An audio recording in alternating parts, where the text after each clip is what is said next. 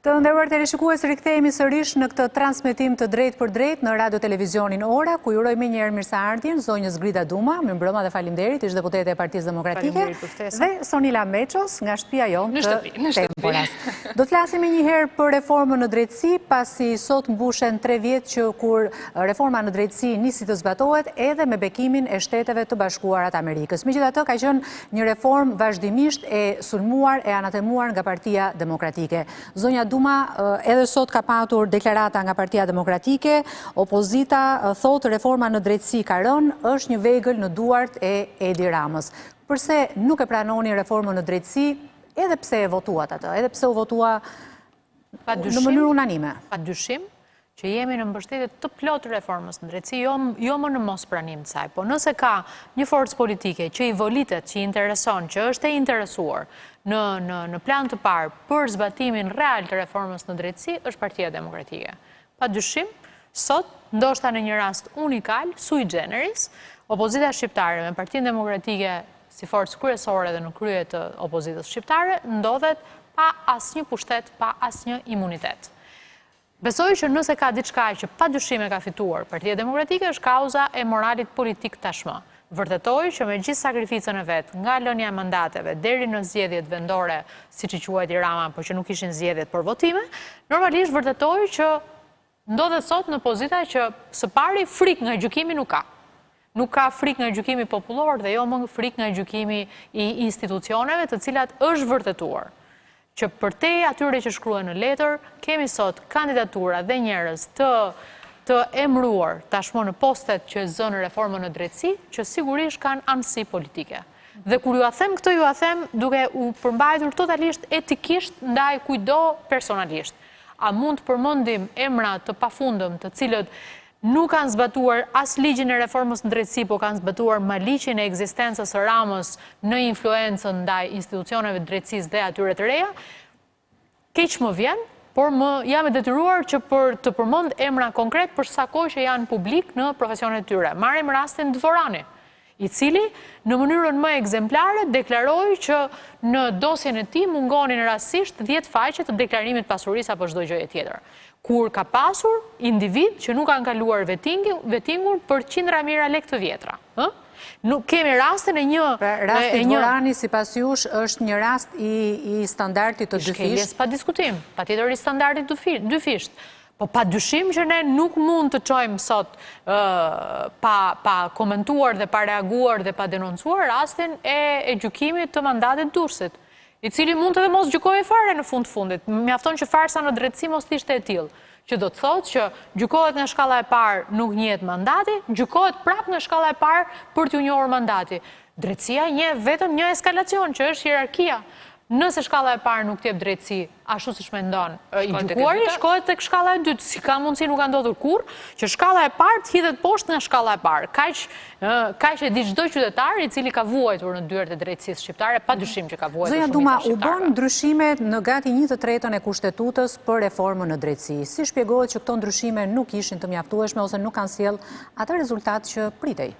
Se pa dyshim, unë besoj që çdo vend ka nevojë për eksperiencën dhe për implementimin e reformës në drejtësi, e cila unë përpara se sa të bëj diskutimi, Beti, nëse do të votoje apo jo nga opozita 3 vite më përpara, kisha bindjen absolute, ndoshta dhe si njose çështjeve të integrimit të vendit, dhe kuptoja e qartazi që reforma në drejtësi është e mbështetur dhe është pjesë e frymës konstruktive për të ndërtuar institucionet nga ndërkombëtarët dhe nga partnerët strategjik, duke nisur në krye Shtetet e Bashkuara të Amerikës dhe pa diskutim Bashkimin Evropian. Dhe e dia fare mirë që reforma në drejtësi me aq shumë sa që është investuar në këto vende për të pasur vërtet institucione, nuk është një agjend vetëm shqiptare apo vetëm për Shqipërinë, është një agjend e Ballkanit Perëndimor, i cili presupozohet që është hyrja e fundit në Bashkimin Evropian. Dhe si e tillë, ajo pa diskutim do prosperojë dhe do të vijojë. Çështja që shqetësohet sot opozita shqiptare është që në këtë moment të implementimit të saj, në këtë moment që ajo po vendoset dhe emrat konkret po vendosen për ta bërë ato funksionale, ne duhet kemi kujdesin e plot që këta emra konkret të mos jenë as individu profesional, pra të mbeturit e sistemit, nga njëra anë pjesa profesionale, dhe as mos jenë individ të cilët janë cytur, janë shtyr nga partia në pushtet. Dhe ajo që ka ndodhur përgjatë implementimit të reformës, në atë pjesë që Parlamenti Shqiptar ka pasur rolin e vetë në implementimin e reformës në drejtësi dhe në vendosjen e kandidaturave që do të bënin pjesë të strukturave të reformës në drejtësi, ne kemi denoncuar qartazi dhe haptazi, fatkeqësisht përsëri duke bërë denoncime me emra konkret, sepse jemi detyruar ta bëjmë të për të vërtetuar që individët që kanë qenë kandidat për këto institucione, të KLG-s, të KLP-s, të vetingut, kanë qenë individ shumë të afiluar me Partinë Socialiste. Do ta bëjmë pak më vonë këtë analizë, por edhe për të gjithë teleshikuesit që po na ndjekin, le të bëjmë një kthim pas 3 vite më parë për të parë se si u arrit deri në miratimin e reformës në drejtësi edhe me konsensusin e Partisë Demokratike. Materiali është përgatitur nga gazetari i politikës Everest Detaj. E ndjekim dhe kthehemi sërish. Për të ecur më tej në rrugën drejt Bashkimit Evropian, Shqipëria duhet që të vazhdojë të intensifikojë qasjen e vet sistematike për reformat, duke u përqendruar tek prioritetet kyçe, me vëmendje të veçantë në sundimin e ligjit, luftën kundër korrupsionit dhe krimit të organizuar dhe reformën në gjyqësor. Fokusi kryesor ka qenë mbi reformën në drejtësi. Pikpamja e Shteteve të Bashkuara është se qasja më efektive është ajo gjithëpërfshirëse ku njerëzit marrin kohën e dur. Në vitin 2014, Parlamenti i Shqipërisë nisi punën për një ndër reformat më të mëdha, atë të sistemit të drejtësisë.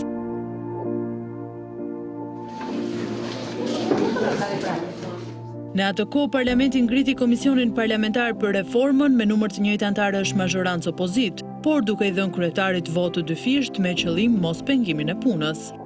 Do doja të inkuroja sot edhe partitë e opozitës që duke zënë vendet e tyre në radhë të këtij komisioni të përcjellin ekspertizën e tyre më të mirë dhe që së bashku me kontributin e forcave politike të shumicës parlamentare të garantohet një reformë që do të adresojë problematikën e bartur gjatë gjithë këtyre viteve, duke gjetur zgjidhje eficiente dhe që do t'i rezistojnë kohës.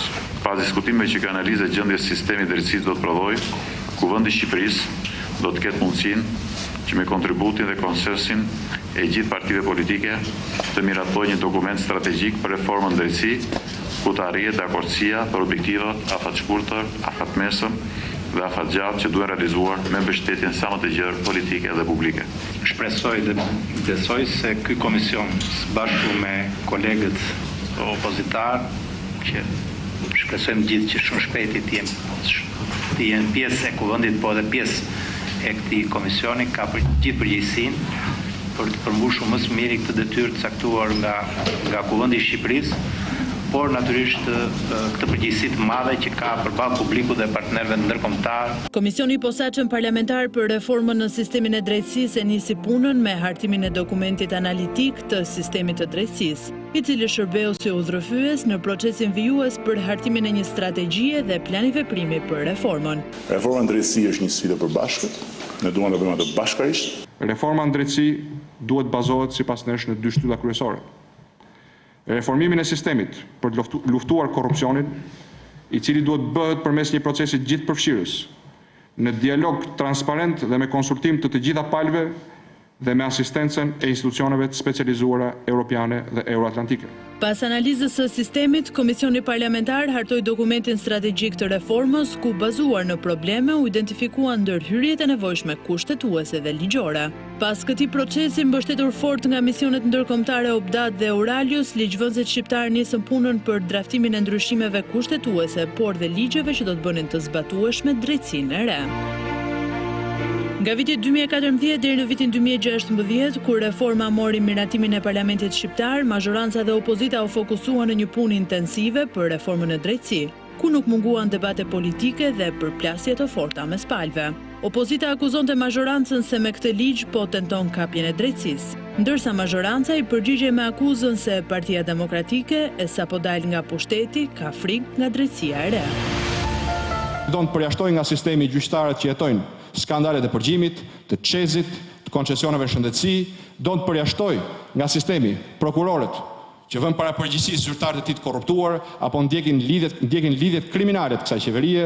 Sot ne shohim që reforma është shkak i një tensionimi artificial që rritet për ditë me sebepe alibira dhe justifikime që nuk janë asnjë gjë tjetër, përveç se shprehje e sekëldis, për mos thënë fjalë tjera, që ka shkaktuar reforma.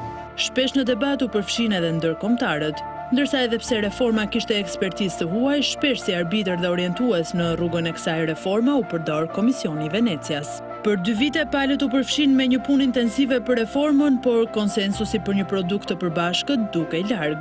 Në korrik të vitit 2016, presioni ndërkombëtar u shtua, ndërsa mbi një dokument të komisionerit për zgjarim në atë kohë Johannes Hahn, mbështetur tek propozimi ashtu quajtur hibridi amerikanes Victoria Nuland, u vendos konsensusi i vështirë i politikës për reformën në drejtësi. Në 22 korrik të vitit 2016, dokumenti do të merrte vulën përfundimtare në Kuvendin e Shqipërisë. Hapet votimi 140 pro. Spektatori i këtij momenti ishin ambasadori i Shteteve të Bashkuara të Amerikës Donald Lu dhe ajo e Bashkimit Evropian Romana Vlautin, 2 persona që i kishin qëndruar mbi kokë politikës shqiptare. Por edhe pse ndryshimet kushtetuese u kryen me konsensus, ajo çka pasoi do të ishte një rrugë e vështirë. Ligjet që zbatonin drejtësinë e re nuk gjetën konsensusin mes palëve me përjashtim të atij që njihet si ligji i SPAK, struktura e posaçme antikorrupsion. Këto ligje të Edi Ramës kanë vetëm një qëllim, gjunjëzimin e sistemit drejtësisë, që qeveria tjetë e qetë se nuk ndërshkohet kush ke ligjin apo dhunon të drejtat e qytetarëve shqiptarë. Por sot 3 vite pas reformës më të duartrokitur nga ndërkombëtarët dhe më të shumëpritur nga shqiptarët, drejtësia shqiptare është në ngërç, ndërsa gjykatat kryesore si ajo kushtetuese apo e lartë nuk funksionojnë, për shkak të shkarkimit të gjyqtarëve nga procesi i vettingut. Ky proces po vijon punën ndonse jo me ritmet që ishte parashikuar, ndërsa nuk kanë munguar akuzat për standarde të dyfishta në Komisionin e Pavarur të Kualifikimit apo Kolegjin e Posaçëm të Apelimit. Gjithashtu, ndryshe nga përcaktimet kushtetuese, pjesa më e madhe e organeve si Këshilli i Lartë Gjyqësor, Këshilli i Lartë i Prokurorisë, Këshilli i Emërimeve në Drejtësi u konstituuan me vonesë, ndërsa ende nuk është konstituuar Inspektoriati i Lartë i Drejtësisë, Broja Kombëtare e Hetimit, Struktura e Posaçme Antikorrupsion dhe Gjykata Antikorrupsion. Pra të nderuar teleshikues, ky ka qenë rrugtimi i gjatë i reformës në drejtësi, një rrugtim i cili u miratua 3 vite më parë me 140 vota pro, zonja Duma sukses, dështim në një kohë që nuk kemi gjykatë të lartë, nuk kemi gjykatë kushtetuese dhe ende presim ngritjen e këtyre organeve të reja të drejtësisë. Mungesa e gjykatës kushtetuese dhe gjykatës lartë pa dyshim që është maja e piramidës së problematikës që nis nga politika apo që vijon kudo. Shqetësimi që kam unë tani, ose duhet kemi besoj, ndjes për unë, por po e them si opinion timin, shqetësimi që duhet kemi është që nuk duhet jetë politik. Shqetësimi duhet jetë nëse qytetarët po marrin më shumë drejtësi apo jo. Tani që ta kuptojmë këtë, nuk bëjmë dot sondazhe sa janë çështjet e qytetarëve të cilët kanë marrë drejtësi apo jo brenda 3 viteve. Dhe nuk e kemi të mundur sot ta masim objektivisht. Por ajo që ne kemi të mundur të masim... Nuk kemi të mundur këtë, po dim që janë rreth mbi 32.000 dosje të paktën në gjykatën e lartë që presin të shqyrtohen. Unë nuk dua të paragjykoj dhe do përpiqem gjithmonë të mos bëj një anësinë e qenurit pjesë e opozitës. Edhe këtë përpiqem ta bëj gjithmonë kur dua të bëj një diskutim racional. Që do të thotë, vë akoma më tepër në dyshim qëndrimin ton, se sa qëndrimin e kundërshtarit dhe kjo duhet na bëjë të kuptojmë se ku qëndrojmë objektivisht në raport me qytetarët. Që do të thotë, ka një pjesë që sito që t'i kthejmë në çështjet, një gjë është e qartë. Nuk ka në këto 3 vite një ndëshkim të një zyrtarit lartë me pushtet.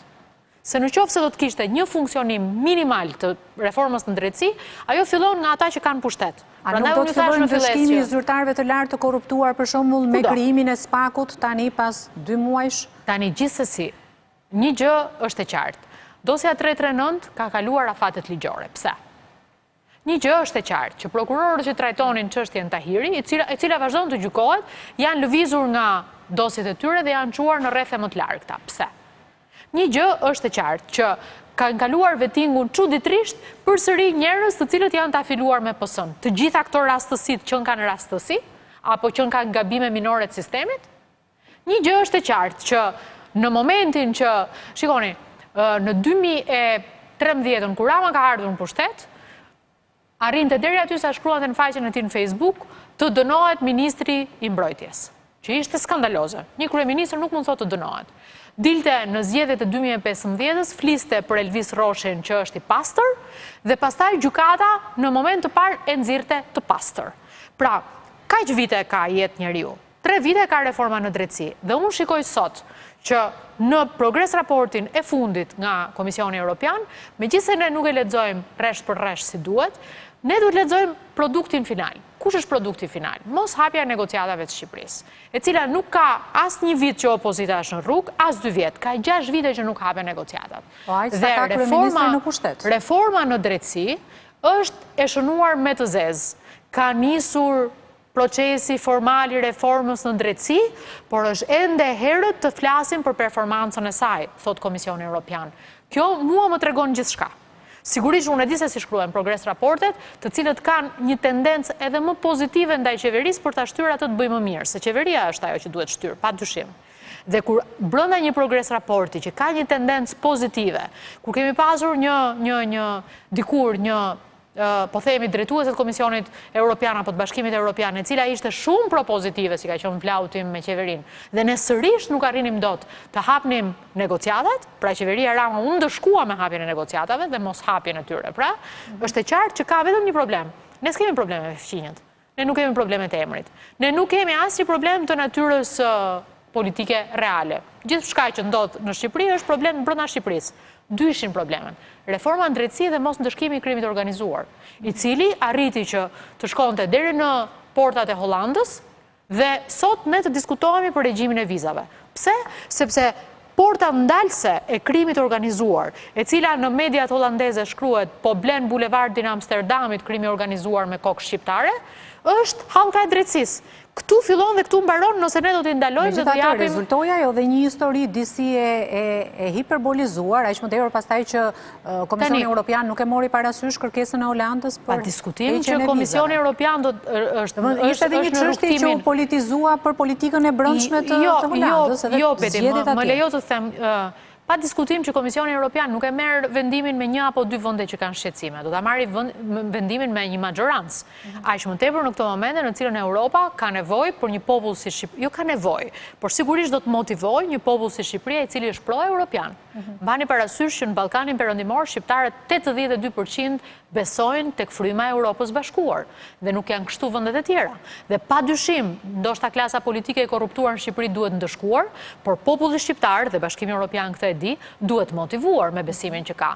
Në këto kushte, pa diskutim që problemi ka shkuar në portat e Hollandës, në skepticizmin e Francës apo Danimarkës, por nuk është i vetmi aty. Dhe sigurisht, unë e kam thënë, ndoshta dhe në studion tuaj, që jo, nuk do të ndodhë kthimi i regjimit vizave, por që të ndodhë që një vend i Bashkimit Evropian të kërkojë kthimin e regjimit vizave që nga 2009 tregon që ne kemi shkuar mbrapa. Në materialin që transmetuam pak më parë, dëgjuam një deklaratë të zotit Basha që thoshte reforma në sistemin e drejtësisë është një mjet për të luftuar korrupsionin. Sonila, a është luftuar korrupsioni, apo luftohet, a do të luftohet me ngritjen e organeve të reja të drejtësisë, apo... Sa kushton kjo pyetje? Sa zero mund t'i vëmë? Beti, produkti i reformës në drejtësi apo e shohim çfarë është. Nëse do të bënim një bilans të plot edhe të përgjithshëm, pa u ndalur në detaje, 3 vite pas reformës në drejtësi, është i kaluar çfarëdo lloj afati në ngritjen e institucioneve të drejtësisë. Kemi prokuror të përgjithshëm të përkohshëm, po presim të bëhen edhe gjyqtar të përkohshëm. Sot pash që ishin emëruar edhe prokuror të përkohshëm, nga prokuroria e përgjithshme e përkohshme, një fjalë e cila nuk gjendet as në kushtetut, nuk e kemi në librin themeltar. Kur ti nënkupton reforma në drejtësi, nënkupton që ke një nisje nga zero dhe mbi të gjitha që kushtetuta dhe ligji janë, si thua, parimet më të paprekshme. Kështu që diskutimi tjetër mandej, nëse në përbërjen e KLP-s, kolegjisë institucioneve të drejtësisë, janë njerëzit më të mirë të mundshëm, këtu do të shkoja pak një hap më mbrapa, sepse pyetja që mund të bëja zonjës Duma është kjo, po sikur pushtetit kishte qenë invers. Pra në pushtet të kishte qenë Partia Demokratike, të kishte pasur po të njëjtat mekanizma në dorë, po të njëjtin pushtet, siç arriti me lëvizjet e famshme të shahut që thotë Edi Rama që jam 3 lëvizje përpara, ti kishte, sa do të kishte vullnet të realizonte një reform e cila do të mbante, le ta themi, me duart larg prekjes së drejtësisë. A do të pajtohej Partia Demokratike me këtë periudhë kaq të gjatë tranzitore dhe boshllëku? Pra, pse bëj këtë pyetje, është dhe pak retorike, zonja Duma, për arsyen e thjeshtë. Kur ne nisëm reformën në drejtësi, u ndërmor si një hap i cili do të bënte mrekullinë. Ne lidhëm integrimin me reformën në drejtësi, ekonominë me reformën në drejtësi, në një kuptim në një tjetër, në një shtet ku ka munguar drejtësia, ka pabarazitë e padrejtësi, sigurisht që është thelbi nga nis gjithçka. Problemi është që këtë reformë në drejtësinë ju alam në duar ta bëni ju, politikanët. Njerëzit, klasa politike që jeni në krizë besimi prej vitesh, le të themi, përballë shqiptarëve dhe jo vetëm në Shqipëri. Sigurisht ju që do të viheshit përballë kësaj reforme në drejtësi, në kuptimin pra zyrtarët, e lartë të rëndësishëm ata që ushtrojnë pushtet, dhe nga kjo pikpamje, një lloj skepticizmi natyral, sidomos për një vend që është si Shqipëria, që nuk është se ka rekorde shtetformimi të jashtëzakonshme, pyetja ishte, këta njerëz që deri më sot e kanë bërë të gjithë, në që se do flasin që popullore, zullumin, do t'jenë kaq të gatshëm që të japin ushqim normal reformës në drejtësi që të bëhet në kohë, me qëllim që të presin edhe degën ku janë varur vetë? Kështu në një mënyrë ose në një tjetër, nuk është se nuk kishte një pritshmëri që do të ngecnin gjërat. Tani çështja është, i ka bërë të gjitha Edi Rama dhe maxhoranca. A ka pasur interes dhe opozita për të bllokuar? Kjo duhet parë mund të dhe kjo mund të verifikohet lehtësisht, edhe me mënyrën se si u përzgjodhen. Për shembull, njerëzit që bëjnë vetingun janë njerëz të pavetuar. Pyetja që unë kam shtruar mbaj mend një editorial në 2016, kush do kontrolloj? Kontrollorët. Pra ne po të bëjmë një hap mbrapa, nuk është një nisje nga zero, është nisje nga një pikë tu ku gjithsesi është i korruptuar ambienti rrotull. Problemi është që kërkohet shumë vullnet. Dhe beti unë këtu vullnet e kam shumë të vështirë ta pranoj, si nga një anë e politikës dhe si nga ana tjetër, për shkak njëra palë sepse po e ushtron, pala tjetër sepse ka dhe ajo kusuret e veta të së shkuarës. Pyetja që unë i bëj tani zonjës Duma është, jemi në këtë situatë, Partia Demokratike është jashtë institucioneve. Presidenti nuk po pyetet më, nuk po njihen dekretet. Çfarë do bëj Partia Demokratike për të shpëtuar reformën nga të gjithë këto akuza, një pjesë e rëndësishme me të drejtë, nëse mund ta shpëtoj Sonila, sepse Partia Demokratike thotë që është një reformë e kapur nga maxhoranca, nga sistemi, nga politika, pasi edhe shumë institucione të reformës në drejtësi kalojnë nga duart e politikës. Pyetja ime është jo çfarë do bëj Partia Demokratike. Ne ju keni ngritur çështje themelore, që lidhen me historikun, me të shkuarën, me qëndrimin e klasës politike, po dhe me një tendencë krejtësisht të natyrshme për të thonë që si njëra palë dhe pala tjetër është pjesë e të njëjtës klasë politike dhe trashëgon diçka nga e shkuara, pas një dyshim. Pa dyshim, unë nuk do të vendosem këtu dhe do t'ju them juve që në qoftë se ne do t'ishim aty, do t'kishim bërë 1, 2, 3, 4, 5, sepse këtë do duhet ta kishim bërë nëse do t'kishim qenë dhe pastaj nga këtu do lindte diskutimi. Nuk kam tendencën të bëj bardhëzi në asnjë moment. Kam tendencën të jem dhe kritike dhe reflektive, por ajo që mund të them në minimumet e tanishme është që pa dyshim, edhe e kam thënë këtë në shumë momente, nëse ka pasur arsye për ta ndërshkuar të shkuarën e Partisë Demokratike, unë besoj që 6 vite kanë qenë mjaftueshme për të gjitha institucionet e drejtësisë aktuale, të dikurshme, të para reformës dhe të pas reformës, të Edi Ramës dhe të Edi Ramës, që ta zhvillonin këtë ndëshkueshmëri. Dhe madje unë mendoj që ka ardhur koha që të i kalojmë domosdoshmërisht besimin me akte dhe me prova. Do me thënë që në momentin që do të kishte një ndëshkim të drejtuar drejt Partisë Demokratike, nëse Partia Demokratike do të çojë dhe do të mbronte personin që do të ishte në gjykim, atëherë duhet gjykuar që kjo parti nuk është duke marrë një qëndrim moral të drejtë ndaj qytetarëve. Nuk kemi qenë këtu. Partia Demokratike në asnjë çast nuk ka ndaluar asnjë gjykim që është lidhur me funksionarë të saj të së shkuarës apo të së sotmes. Por nga ana tjetër kemi një mungesë absolute të ndëshkimit edhe të atyre që sot janë në pushtet. Unë mendoj që reforma në drejtësi që të krijojë kredibilitetin dhe këtu bëhem bashkë me frymën, le të themi, amerikane dhe të Bashkimit Evropian drejt reformës në drejtësi, e cila me atë që lexoj unë ndër rreshta tenton që reformën në drejtësi ta bëjë të besueshme tek qytetarët. Dhe e kupton qartazi, sidomos në postimet e ambasadës SBA-ve, tenton qartazi ta bëjë të kuptueshme, të lexueshme se çfarë është reforma. Sot e pash kishin publikuar një video elementare, sepse ajo në atë mënyrë është duke vënë theksin që o është kredibël për qytetarët ose ka për të bërë. Megjithatë, ky kredibilitet tek qytetarët ka qenë dhe investimi më i madh që kanë bërë të gjithë ndërkombëtarët. Por do të flasim për këtë më njëherë pas një bloku të shkurtër publicitar. Kjo është Ora News.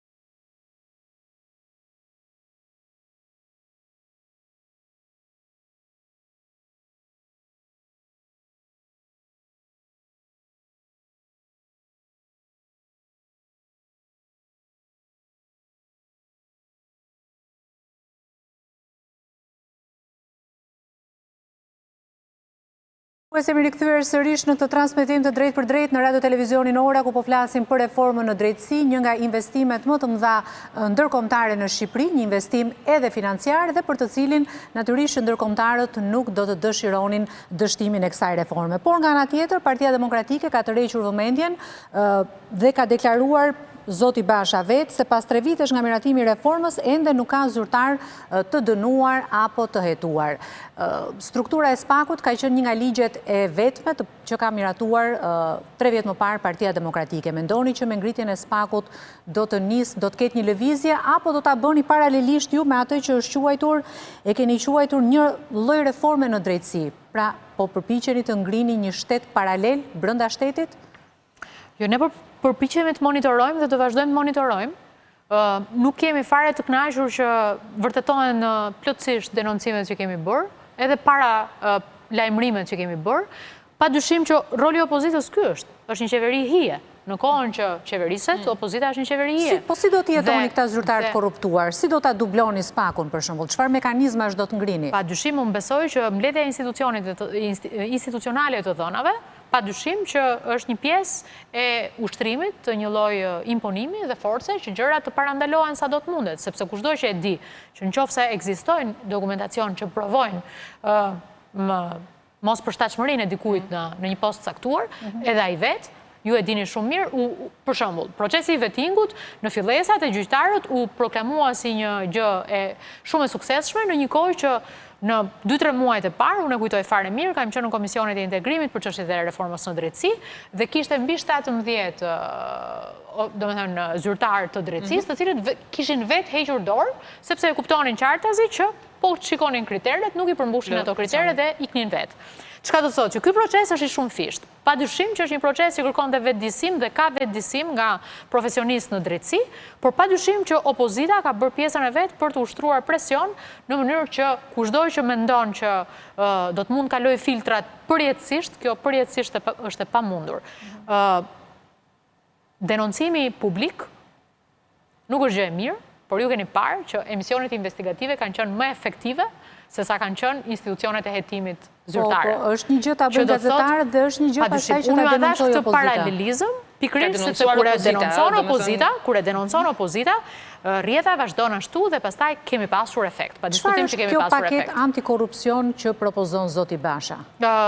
Ajo nuk është gjë tjetër përveç se follow the money, do me thënë është një paket që nuk është as provas, as eksperiment i Partisë Demokratike, është një padyshim është një eksperiencë e provuar në vendet perëndimore, që do të thotë ndiq parat. Që do të thotë, gjëja më e thjeshtë në botë. Është e pamundur të thuash që dikush i ka të ardhurat zyrtare, por në fakt ecën me një makinë super të shtrenjtë apo ka, ku diun, ka një X infrastrukturë super shtrenjtë, e cila çfarëdo që të themi ne. Në Shqipëri është gjëja më e kollajt që të hetohet paraja sidomos e zyrtarëve të lartë shtetëror, e njerëzve që merren me politikë, mjafton të shikosh ku jetojnë, mjafton të shohësh se me çfarë automjete udhtojnë dhe se si shpenzojnë paratë e tyre. Në fakt ka një problem këtu, Beti. Për shembull, pra ndiq paratë është gjëja më e thjeshtë. Domethënë, paraja duket objektivisht nëse ka. Sa vullnet do të ketë Partia Demokratike, jo vetëm për të denoncuar, po duhet të ketë dhe mekanizmat. Për shembull, unë sot e lexoja, unë kam lexuar dhe paketën antimafia që propozoi së bashku me vettingun e politikanëve, ju mbani mend para 2 vjetësh zoti Basha.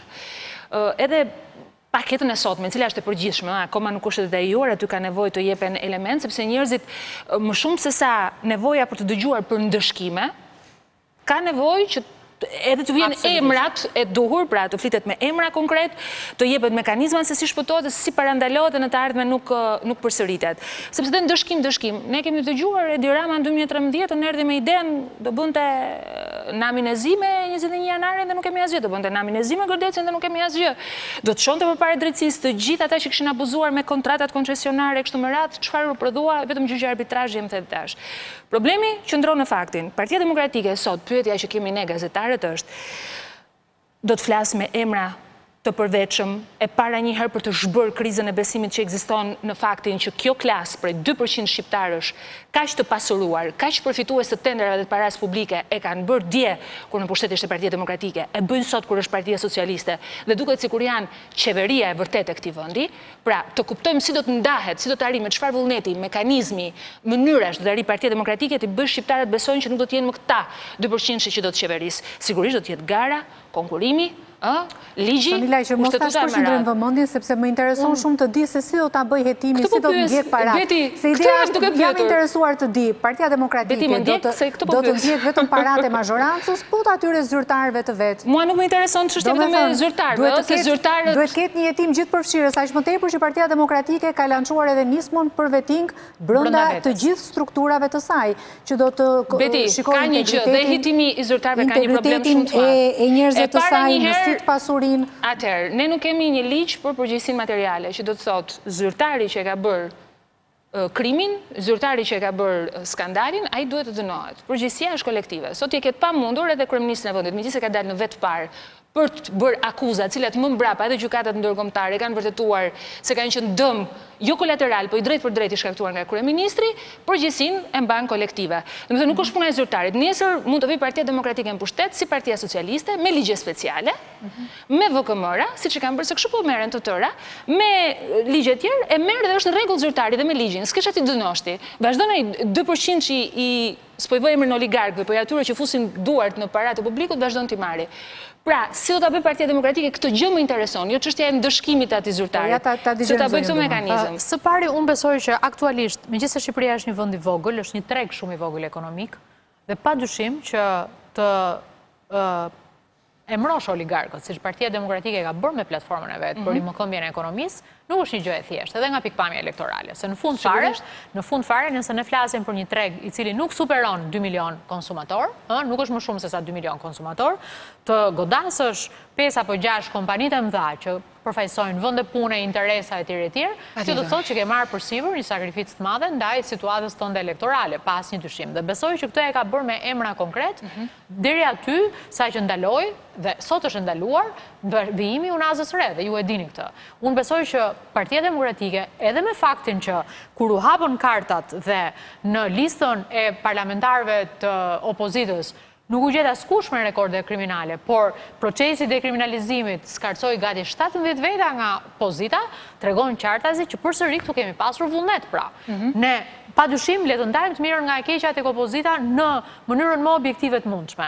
Po padyshim që opozita për mua, gjithashtu, duhet ta tregojë këtë edhe me përfaqësimin dhe me alternativën që duhet të qaset. Unë bie plotësisht dakord me ty, kur ti thuar që boll vetëm me dëgjimin e ndëshkushmëri, nuk ka një mënyrë për të vërtetuar plotësisht në politik se si do të ndodhe nesërmja. Po për mua, nëse ka një mënyrë që siguron në shumicën e rasteve, 99% është përfaqësimi me alternativën e vet.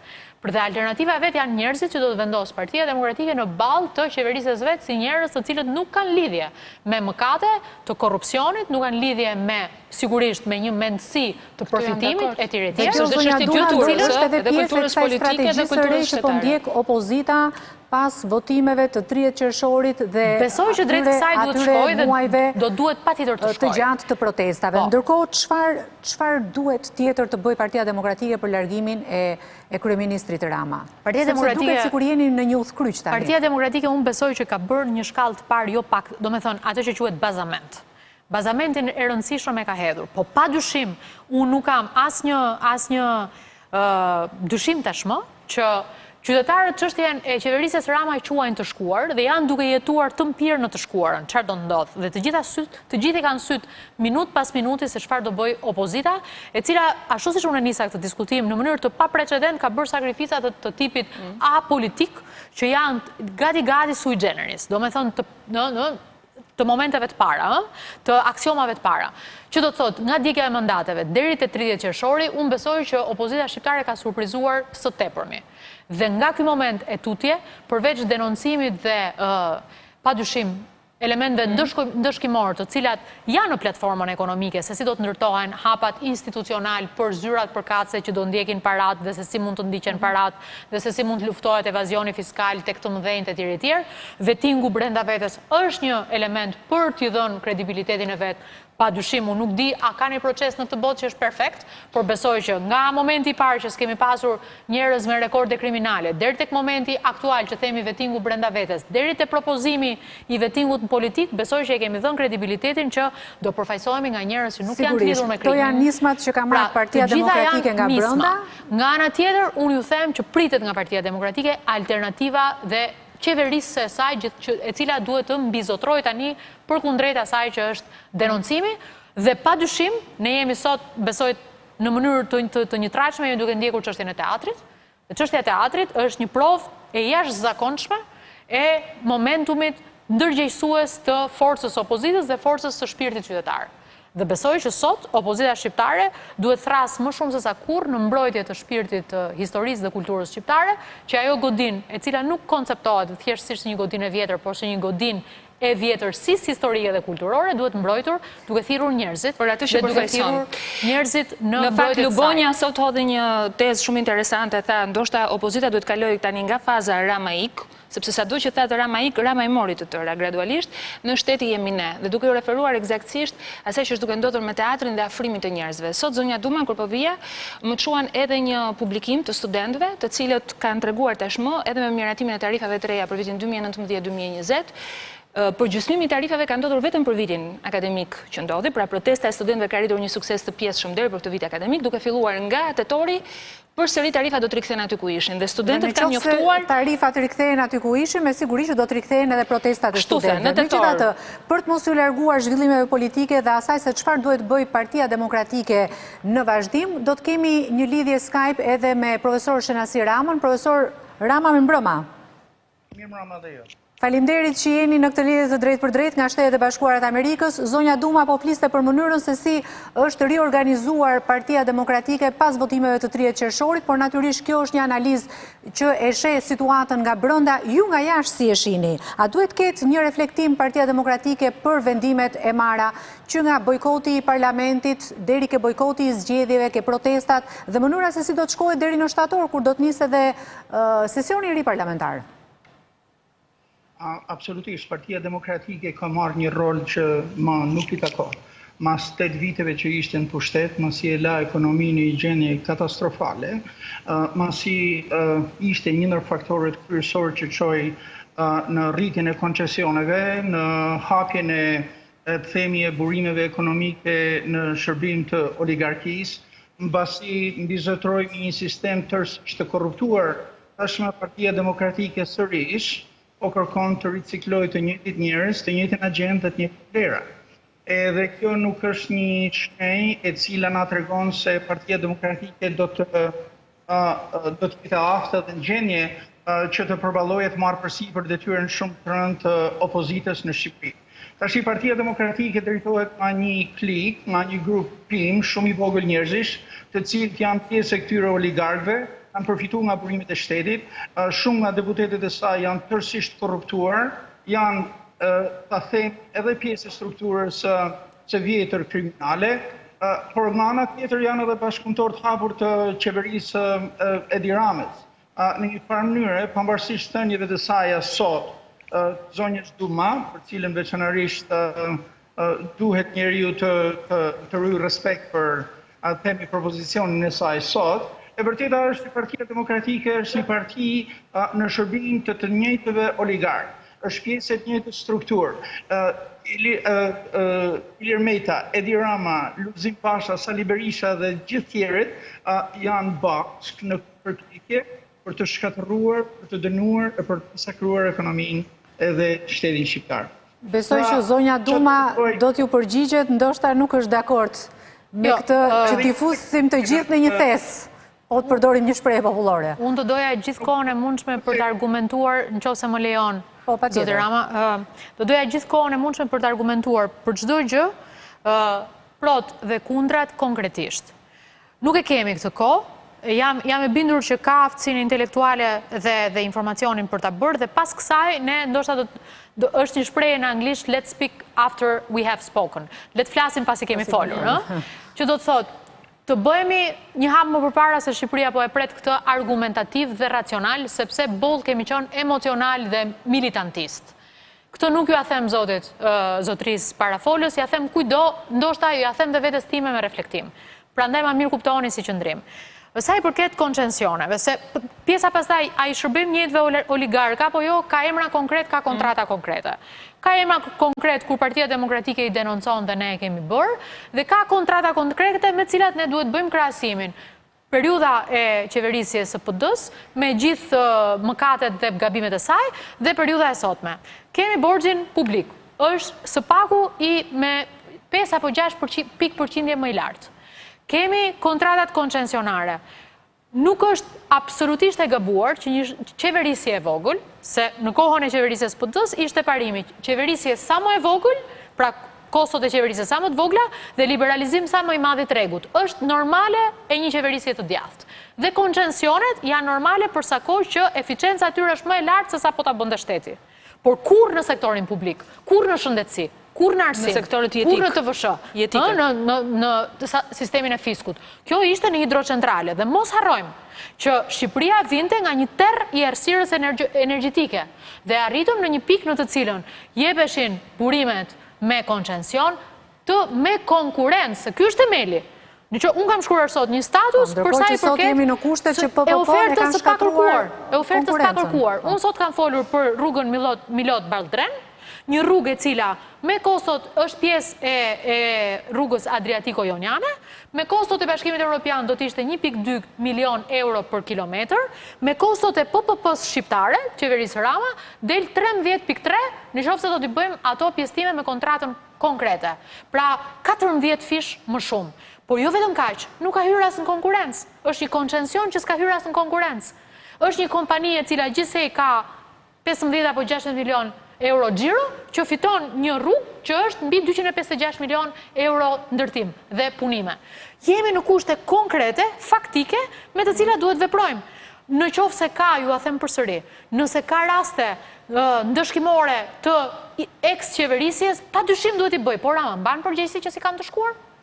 Po kjo reforma në drejtësi do provohet që do të ndëshkojë pushtetar me rekorde kriminale apo jo?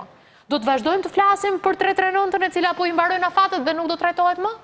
Po do kemi një klasë qeverisë politike e cila aktualisht sot, pavarësisht të kaluarës, aktualisht sot, Shqipëria shikon një klasë politike e cila thot, e çka ka këtu? Po flas me një kriminal. E çka ka këtu? Se këtu fillon gjithë çështja nga parimi. Pastaj vazhdon te fakti. Se fakti bëhet i vogël përballë parimit, i cili është një nonsens i madh, që klasa politike as që distancohet nga kjo. Ti po të kesh sot situatën në cilën në të njëjtën ditë me datën 18 korrik, seanca e fundit parlamentare e Kuvendit Shqipërisë ka miratuar dhe projekt ligjin që sipas Fondit Ndërkombëtar Monetar ndalon PPP-t, po ka miratuar dhe PPP-n e pakërkuar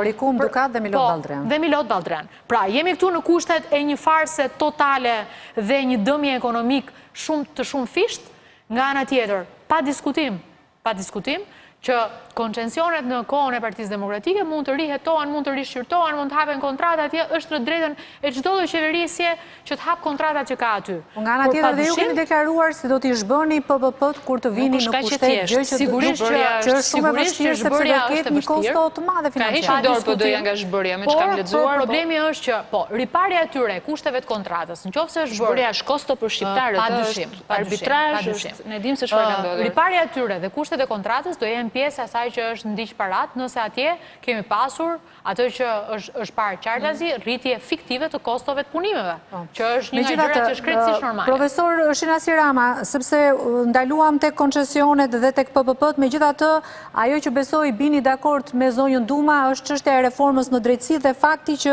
po bëhet sipas vullnetit politik të një njeriu. Kjo është paktën edhe ajo që ju keni shkruar në komentet e shumta që keni bërë. Tashi të shkoj një herë mrapa tek zonja Duma, sepse duke qenë në Skype kam një pyetje të vështirë të shprehem si duhet.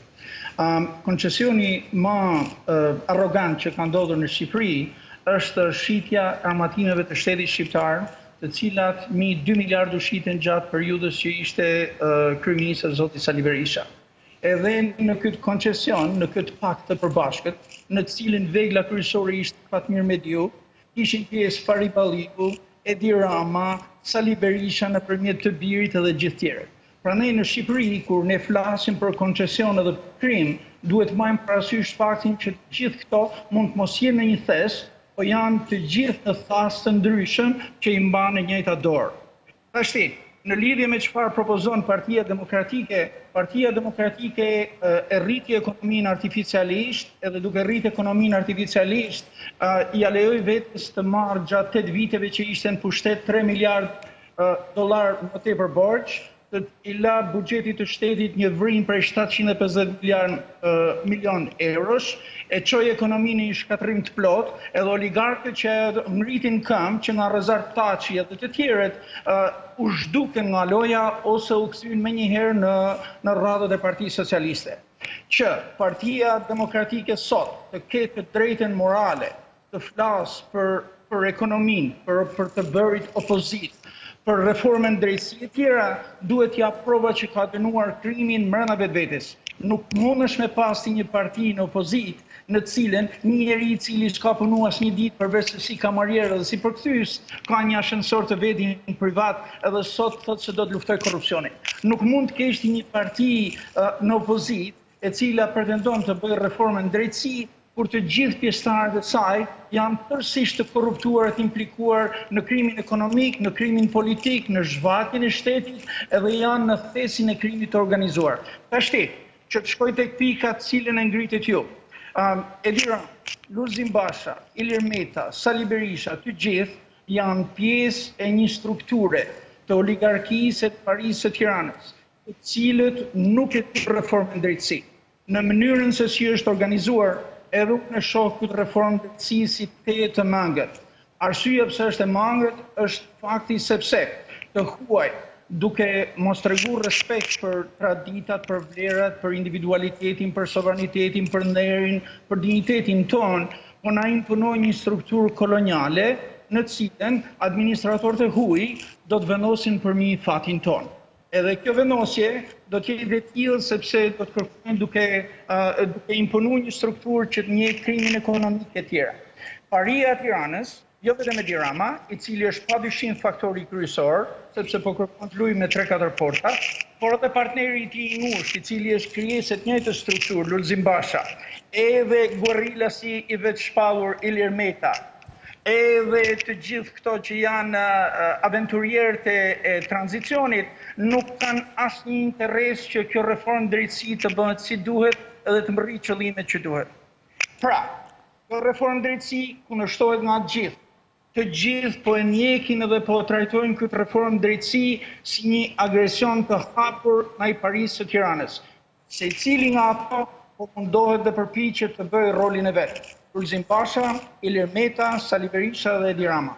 Mos kërkoni të mendoni që këtu ka një të mirë e një të keq. Këto janë të gjithë bashkë, kundër të gjithë shqiptarëve tjerë, edhe më vjen keq për zonjën Duma, por realiteti është që gjithë kryma e Parisë Tiranës është e tillë që është një strukturë e kapur nga krimi, por që sot po kundërshton reformën drejtësi, jo sepse është në të mirën e shqiptarëve, po e kundërshton reformën drejtësi sepse e din që ai kriminal që duhet të ishte në bankën e të akuzuarve, sot është ose në krye të presidencës, ose në krye të kryeministrisë, ose është kryetari i opozitës. Prandaj na të gjithë këto njerëz do të luftojnë sa të kenë frym, së bashku, duke u grindur siç bënin dikur në mbledhjet e Këshillit Lagjes, vetëm për të mos lejuar që në Shqipëri të ndërtohet një shtet i drejtës. Vetëm për të mos lejuar që në Shqipëri të ndërtohet korrupsioni. Po, profesor Shirasi Rama, atëherë, meqense do të na duhet të shkëputemi për pak minuta publicitet, qëndroni sërish në linjë, nderuar teleshikues, kthehemi pas pak edhe me përgjigjet e zonjës Duma. Qëndroni me Ora News.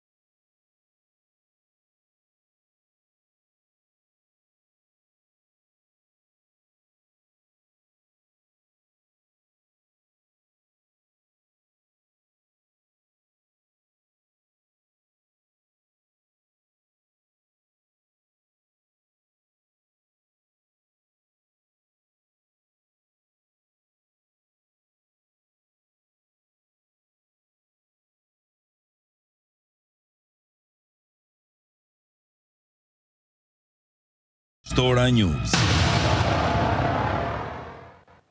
Të nderuar teleshikues, rikthehemi sërish në këtë transmetim të drejt për drejt në radio televizionin Ora me zonjën Grida Duma, me Sonila Meçon dhe në lidhje të drejt për drejt Skype nga Shtetet e Bashkuara të Amerikës me zotin Shenasi Rama, i cili natyrisht bëri disa deklarata të hashpra duke akuzuar atë që ai në shkrimet e tij shpesh e quan paria e Tiranës, edhe drejtuesin e Partisë Demokratike, edhe atë të mazhorancës, edhe presidentin, pra duke i futur të gjithë në një qertull. Natyrisht që zonja Duma ka tashmë të drejtën e replikës.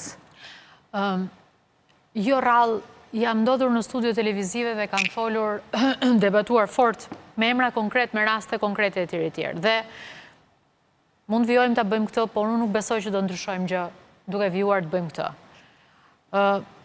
Me të drejtë të plot, zotria që flet, Shenasiu apo çdo kusht tjetër, të cilët e duan Shqipërinë që pas 30 vitesh mos ketë më frymën dhe aromën e tranzicionit, kanë të drejtë të ngrenë zërin dhe të ndëshkojnë fort çfarë do lloj gjëje që shikojnë sot që është e pandryshueshme. Padyshim, shqiptarët presin ndëshkueshmëri, por dhe presin dhe zgjidhje.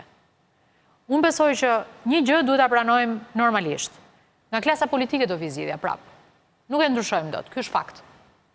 Nga kjo klasë politike, e cila duhet rinovuar, duhet sistemuar, po padyshim, nga ana tjetër, vendosja të gjithëve në të njëjtin kosh, dhe pastaj të themi që thjeshtësisht i shajmë të gjithë, por nuk kemi asnjë alternativë për ta zgjidhur, besoj që kjo i shërben më pak shkuarjes drejt një Shqipërie tjetër që po e presim që të gjithë.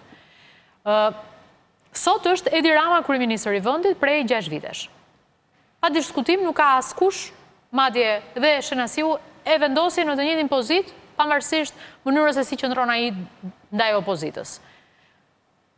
A është sot përgjegjës Edi Rama dhe organet aktuale të drejtësisë për ndëshkimin? Po padyshim që janë këta. A janë këta individët e parë të cilët ne duhet i kërkojmë përgjegjshmëri, qoftë edhe për ndëshkueshmërinë e kujtdo? Padyshim që këta janë. Unë mendoj që nëse sot Edi Rama apo organet e drejtësisë nuk kanë mundur dot të ndëshkojnë element, këtu nuk jam duke folur për individët që foli zoti Shenasi, absolutisht. Jam duke folur për këdo. Pa asnjë dyshim. Jemi sot në një situatë të cilën duhet ta kalojmë përgjegjësinë tek ai që e ka. Nëse ka përgjegjësi sot ndokush për mos ndëshkueshmërinë, janë këto organe drejtësie që janë sot dhe është ky kryeministër që është sot. Dhe duhet folur vetëm kështu. Nëse ne do t'i vendosim njerëzit në të njëjtin kazan, jemi duke amnistuar atë që po ndodh sot. Së pari nga pikpamja strategjike. Së dyti, a do vendosem mund tani dhe të vendosem në pozitat që të mbroj me emra personal, personalitetet e opozitës? A ka apo jo ashensor në godinën e kryetarit opozitës? Ka gjë e di që nuk ka ashensor privat. Dhe duhet largohemi nga legjendat urbane. Sidomos ne që përfaqësojmë një lloj mendimi disi më gujdues për opinionin publik. Se pastaj një fakt i vogël bëhet një fakt i madh. Le t'i lëmë më njanë këto legjenda. Se ku kanë punuar dhe si kanë punuar ka pasur në këtë Shqipëri dhe njerëz të mirë arsimuar që i kanë bërë gjëmën, ka pasur në këtë Shqipëri dhe ka sot në pozicione drejtues njerëz që s'kan lidhje fare, po fare, as me ministrit, as me kryeministrinë dhe me asgjë tjetër, dhe po i bëjnë gjëmën, dhe zgjidhja nuk është kjo, zgjidhja është që ne të ndërtojmë një sistem, se po folëm me emra individual, padyshim do të përfundojmë përsëri në një Shqipëri që është e varur në emra individual. Pa asnjë dyshim. Dhe ne sot diskutimin e kemi sistemi. Për sistemin, reforma në drejtësi për mua, pa diskutim dhe këtu ndahem thelbësisht me parafolsin, unë besoj që influenca ndërkombëtarëve është e padiskutueshme dhe është e domosdoshme. A duhet ne të kontribojmë që ata të shikojnë më qartë realitetin e Shqipërisë? Padyshim po. Ka një problem, zonja Duma, edhe ke ndërkombëtar. Më falni zoti Rama se ju ndërpres, e di që doni të bëni të replikën, po edhe për ta ndihmuar debatin. Vetëm pak do t'ju marr kohë. Zonja Duma thot me të drejtë që ndërkombëtarët, po le të kujtojmë edhe në insertin e përgatitur shumë mirë nga kolegët tan, kujtojmë fjalët e ambasadorit Lu, i cili jep të mafatë në mars, në prill, në janar, deri atëherë do të kapen peshqit e mëdhej. Sot zoti ka ikur, është duke bërë reformën e drejtësisë në një tjetër shtet me rekorde negative dhe ai. Kjo na mbeti ne, e para. E dyta, sigurisht që ka një përgjegjësi të drejtë për drejtë dhe marr shkas nga zoti Rama, që është një shqiptar patriot, idealist, që jeton larg dhe mua më shkruajnë vazhdimisht në mënyrë të rregullt shqiptar që jetojnë jashtë, që kanë studiuar.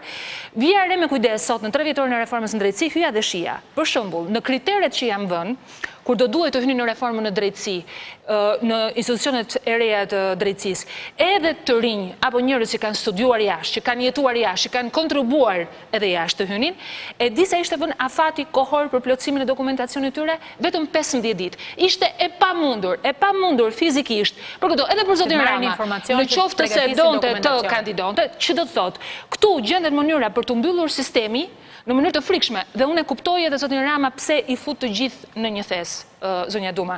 Për një arsye të thjeshtë, gjatë gjithë kësaj kohe, përveç vitit 2005, ku ne kemi parë një hapje me kopin, me politikat, me komiteti politikave që u ndërtua etj. Politika ka gjetur mënyra për të mbyllur sistemin nëpërmjet marrëveshjeve ndaj atyre njerëzve që janë urryer me njëri tjetrin dhe kanë bërë po marrëveshje me njëri tjetrin. Dhe kjo është ajo që lidhet me një skepticizëm të cilët shqiptarët që jetojnë jashtë janë shumë të ndjeshëm ndaj kësaj gjëje. Dhe këtë gjë mirë kuptoj. Por që sigurisht emri sot e ka pushtet, emrin sot e ka pushteti që po krijon këto probleme mbylljen e sistemit dhe i duhet vënë emrin që ka.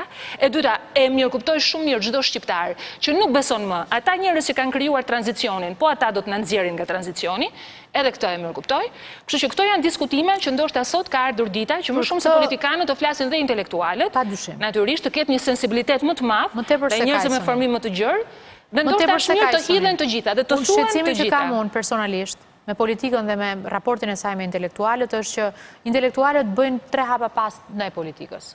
Unë mendoj që një nga gjërat që ne duhet të iniciojmë, të shtyjmë, të motivojmë, të japim model mbështetës a si doni ta quani, është përfshirja shumë më tepër intelektualëve në politikë, të cilët të disgustuar ndoshta nga produkti politik në vite, nuk e gjejnë veten aty, por për akëtë arsye nisa diskurin dhe thash, po nga kjo klasë politike do të vijë zgjidhja.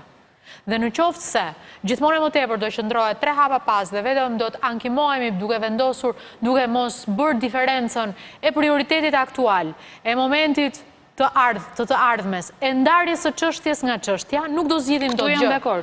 Dhe e vetmja që unë kam qenë në një tryezë të rrumbullakut në një tjetër studio me 2 individ shumë intelektual të profesoratit dhe aktivistë në shoqërinë shqiptare, të cilët më thonin të respektoj si akademike, por nuk dua të shikojnë politik. Unë i thash përkundrazi, unë të respektoj si intelektual, por nuk të respektoj sa do të respektoja po të futesh në politik, sepse besoj që e vetmja zgjidhje dhe duhet pranojmë faktet në këtë botë. Në këtë botë fakti është që politika merr vendime. Intelektuali mund ta cys atë, por kjo nuk jep asnjë valvulë sigurie. Dhe ajo gjë që ne duhet na ndodh është që intelektuali shqiptar nuk duhet qëndrojnë më në pozita as vetëm shkruese dhe as vetëm ankimuese, duhet gjejë mënyrat, nipi, mbesa, studenti, vetja e vet që të përfshihet sot në politikë, dhe nëse ka sot sfidë opozita shqiptare, është hapja e saj dhe është pikërisht përfshirja e saj me atë që unë e quajta përfaqësim i njerëzve që nuk kanë asnjë lidhje me asnjë rekord kriminal, me asnjë të shkuar e cila i bën pis. Në këtë sens, unë besoj që ju përsodhët shembullin e mirë të kopit dhe pa diskutim që ka ditur Partia Demokratike ta bëj këtë dhe duhet të di ta bëj këtë dhe t'jap alternativën e vet pas. Përse Partia Demokratike nuk e merr pas 14 vitesh nismën për të bërë një COP 2? Unë besoj që nuk ka nevojë ta quajmë një COP 2, besoj ka pasur një moment të parë me koordinatorët kombëtar, besoj që ju e keni ndjekur. Në qoftë se pati një nisëm që i dha frymëmarrje të re Partisë Demokratike dhe ndihmoi në ardhjen e saj në pushtet në 2005-ën, në zgjedhjet parlamentare 2005-ën, në 2014-ën, Partia Demokratike pati më shumë se sa ishte përfshirja në numër e COP-it. Ato të quajturit koordinator kombëtar që ishin rreth 33 individ të spikatur, profesionist, ekselent në fushat e tyre, të bile as të rinj në shumë në mosh, në kuptimin edhe me eksperiencë profesionale. Ata janë tashmë në departamentet e Partisë Demokratike dhe gjenden aty. Unë besoj që gjithçka që duhet në këto momente është një ristrukturim pa diskutim dhe një hapje më teshme. Nga ana tjetër, ju duhet keni dëgjuar për Aleancën Qytetare të Mbrojtjes Demokracisë, që është përsëri një mekanizëm hapje i Partisë Demokratike që thret në forcë intelektualët. Unë mendoj që nga ana tjetër prioriteti i reformës në drejtësi që është maja e icebergut, po gjithashtu dhe zgjidhja e shumicës problemeve, ka nisur me atë që në qoftë se ne do të ndjekim kronologjinë e veprimeve të opozitës, ka qenë pika 88 e opinionit të Komisionit Venecias, e cila në atë kohë u kërkua me forcë që të zbatohej deri para marrëveshjes së 21 korrikut. Ajo që ndodhi pas 21 korrikut ishte momenti kur majoranca votoi vetëm me votat e veta vazhdimsi me reformës në drejtësi. Këto procedura që janë teknike, që duken sikur janë të lodhshme për qytetarët shqiptarë dhe të pakuptueshme dhe humbja apo përdredhje e politikës, në fakt janë thembra e kilit dhe djalli që fshihet në detaje. Këtu unë do ndaj kush dhe çfarë që Partia Demokratike ditit bëj diferencën për sa i përket momenteve të implementimit të reformës në drejtësi. Pavarësisht asaj që besoj që reforma në drejtësi duhet shkojë në rrugë të mbarë dhe besoj plotësisht që ndërkombëtar ka qenë ambasadori Luna të kohë që fliste me emra konkret siç është çështja Shullazi, e cila ju po shikoni që moment pas 40 familjet mafioze. 40 familjet mafioze kanë folur dhe me emra konkret. Sigurisht. Jepni një garanci të plota që do të ndodhi. A është mundur që drejtësia shqiptare aktuale të ndjek të njëjtat ritme dhe etapa që mund të ketë dashur përfaqësuesi i Shtetet Bashkuara, ambasadori në atë rast? Nuk e shikojmë që kjo të ketë ndodhur. Dhe unë besoj që nuk ka nevojë të jemi destruktiv, neve nuk na takon njëherë, për pozicion nuk na takon të jemi destruktiv, na takon të jemi konstruktiv. Dhe besoj që megjithëse nuk kuptohemi gjithmonë, ajo që bëjmë për të qartësuar realitetin shqiptar, që mos kemi të bëjmë me formalizëm, po me realitet, është që denoncojmë në çdo moment dhe atëherë kur duket, sikur her pas here dalim ndonjëherë edhe kundër rrymës së parë ose të dukshme, qoftë kjo dhe ndërkombëtarëve. Kuptoj. Dua të pyes edhe një herë profesor Shinasi Ramon, i cili është drejt për drejt në Sky. Profesor Rama, cila është zgjidhja e duhur? Cila është zgjidhja afatgjatë? A duhet ketë një reformim brenda strukturave të Partisë Demokratike, sikundër zoti Basha deklaron, apo ju jeni radikal, kërkoni, si thua, ngritjen e një lëvizje të re politike, gjë që në fakt për kushtet e Shqipërisë duket në mos e vështirë e pamundur? Asgjë nuk është e pamundur në politikë. Zonja Duma i tha mendimet e saj, por ndoshta pak me modesti duhet ta kuptoj se edhe për profesionin. Domethënë kam një disa vite që jam shkenca politike dhe më dhanë në Amerikë. Ashti, sistemet politike ndrohen në mënyrat njërë që ndrohen politike të nësë shpesh me revolucion. Për shembull, atë kohë të revolucionit ishte 2 milion njerëz që ishin në krye të shtetit, edhe 2 milion njerëz aristokratët duken kanë qëru. E njëjta ndodhen edhe në Shqipëri vitin 1944 ato që në pushtetit. Mënyra e dytë e ndryshimit të një sistemi politik është ndërtimi i ideologjisë. Edhe kjo ndodh kur në një shoqëri të caktuar kuptohet që sistemi i erave që ka sonte në politik nuk është më i pyetshëm, atëherë propozohet edhe pranohet një sistem i cili e bën ndryshimin e sistemit e bën në vitin 1990, Iranin vitin 1970. Profesor Shinasiu, nuk e di, ka probleme interneti, ndoshta do të qëndrojmë në lidhje për tu rilidhur sërish më vonë, sepse është e pamundur, është e vështirë t'ju kuptojmë në ato që shprehni dhe artikuloni, ndërkohë që do të vijojmë bisedën edhe për pak minuta me zonjën Duma dhe me Sonila Meçon. Nga ana tjetër, çfarë do të ndodh me votimet e 30 qershorit? Kemi një për të shkëputur pak nga çështja e reformës në drejtësi dhe nga ristrukturimi i Partisë Demokratike për t'i kthyer edhe aktualitetit politik të ditës. Ka një denoncim nga ana e shoqatës së bashkive të djathta, është quar një ankesë në kushtetuese, por nga ana tjetër do duhet pritet derisa të ngrihet gjykata. Partia Socialiste nga ana tjetër majoranca me gjykatat e saj ka vijuar dhënien e mandateve edhe në kundërshtim me ligjin me atë vendimin e fundit të çuditshëm të Durrësit. Pra, çfarë prisni tani? Tani kur është e pamundur që të mendohet një proces tjetër zgjedhor, kur 60 bashki i ka Partia Socialiste. Për të qenë shumë serioz dhe shumë korrekt, dhe për të mos të folur thjeshtësisht politikisht, por dhe institucionalisht, unë besoj që raporti OSBE Odirit, ose Odirit më mirë, duhet lexuar qartazi. Ende sot nuk kemi një qëndrim final për sa i përket vlefshmërisë apo legjitimitetit të kryerjes së këtyre votimeve. Normalisht, unë duhet bëj vetëm një intermezzo këtu. 85% e shqiptarëve nuk kanë marrë pjesë në zgjedhje. Padyshim, këto 85% nuk tregojnë thjeshtësisht mbështetjen ndaj opozitës, por tregojnë së pari në mënyrë absolute një lloj refuzimi për të marrë pjesë në votime si qytetar, pavarësisht nëse këto janë votues të opozitës apo janë qytetarë shqiptarë të cilët nuk besojnë që ky sistem mund vijojë kështu. Pra, nuk mund të ketë zgjedhje një partjake. Është e pamundur. Pjesëmarrja e ulët në votimet e 30 qershorit do të jetë edhe një nga temat e debatit të nxehtë, nëse do të ketë një pra sa mund të ketë debat tashmë brenda strukturave të Partisë Socialiste, nesër gjatë punimeve të asamblesë që do të zhvillohen pasdite. Unë them të socialistë janë të kënaqur me pjesëmarrjen. Ata bëjnë pa diskutim kjo është ajo me 2015, jo, ata janë shumë të qartë që nuk janë të kënaqur, por unë nuk dua të bëj analizën e Partisë Socialiste. Pak kënaqësia e tyre lexohet tek fakti që ato brenda 2 ditëve ndryshuan përqindjet. Pse i ndryshuan përqindjet? Për një arsye të vetme, sepse vetmja sfidë që kishte Partia Socialiste ishte pjesëmarrja në zgjedhje, se kishte diskutim fitoria, apo jo, nuk ishte në fushat. Dhe këtu diskutimi ishte nëse pranoi nga shqiptarët ky lloj votimi apo jo. Dhe se pjesa tjetër ishte emrim, ishin kandidat vetëm të Partisë Socialiste, nuk ishte çështje fitore. Dhe i vetmja sfidë që kishin ata ishte që mos kishin në zgjedhje vetëm militantët e Partisë Socialiste, respekt folur për ta. Por zgjidhja ishte në qoftë se pjesëmarrja në zgjedhje do të ishte minimalisht 30 apo 40% në këtë marsh. Pse? Se do të tregonte që, dakord, nuk ka marrë pjesën mbështetëse të opozitës, por një pjesë të zonës gri, e cila vlerëson që data e zgjedhjeve duhet të jetë ajo dhe vetmja e përcaktuar një herë në 4 vite etj, pra sistemi, jo votimi, dhe këtë Partia Socialiste e humbi. Se ky është e gjithë, dhe me të gjithë, po themi, kolegët e opinionit 40% është shumë, se 43% ka qenë pjesëmarrja në zgjedhjet e fundit. Le të themi që kaq që zakonisht marrin pjesë. Po themi 30%, pra, 30% të kalosh nga 15-ta, siç pretendon Partia Demokratike, tek 30-ta sigurisht që është një diferencë e madhe. Po padyshim. Aq më tepër që në një vend ku demokracia e drejtë për drejtë dhe ajo përfaqësuese nuk funksionojnë, ku dhe referendumet nuk funksionojnë, le ta cilësojmë këtë si një referendum. Unë kam preferuar të lexoj si referendum se nuk kanë mënyrë tjetër shqiptarët për të thënë tyren. Edhe ndryshimet ligjore që janë bërë kanë bërë të pamundur referendumin. Dhe sigurisht nuk pretendoj që krahasimi bëhet me 40, është shumë zonja Duma. Po mirë, doni ta themi me 30. S'ka gjë.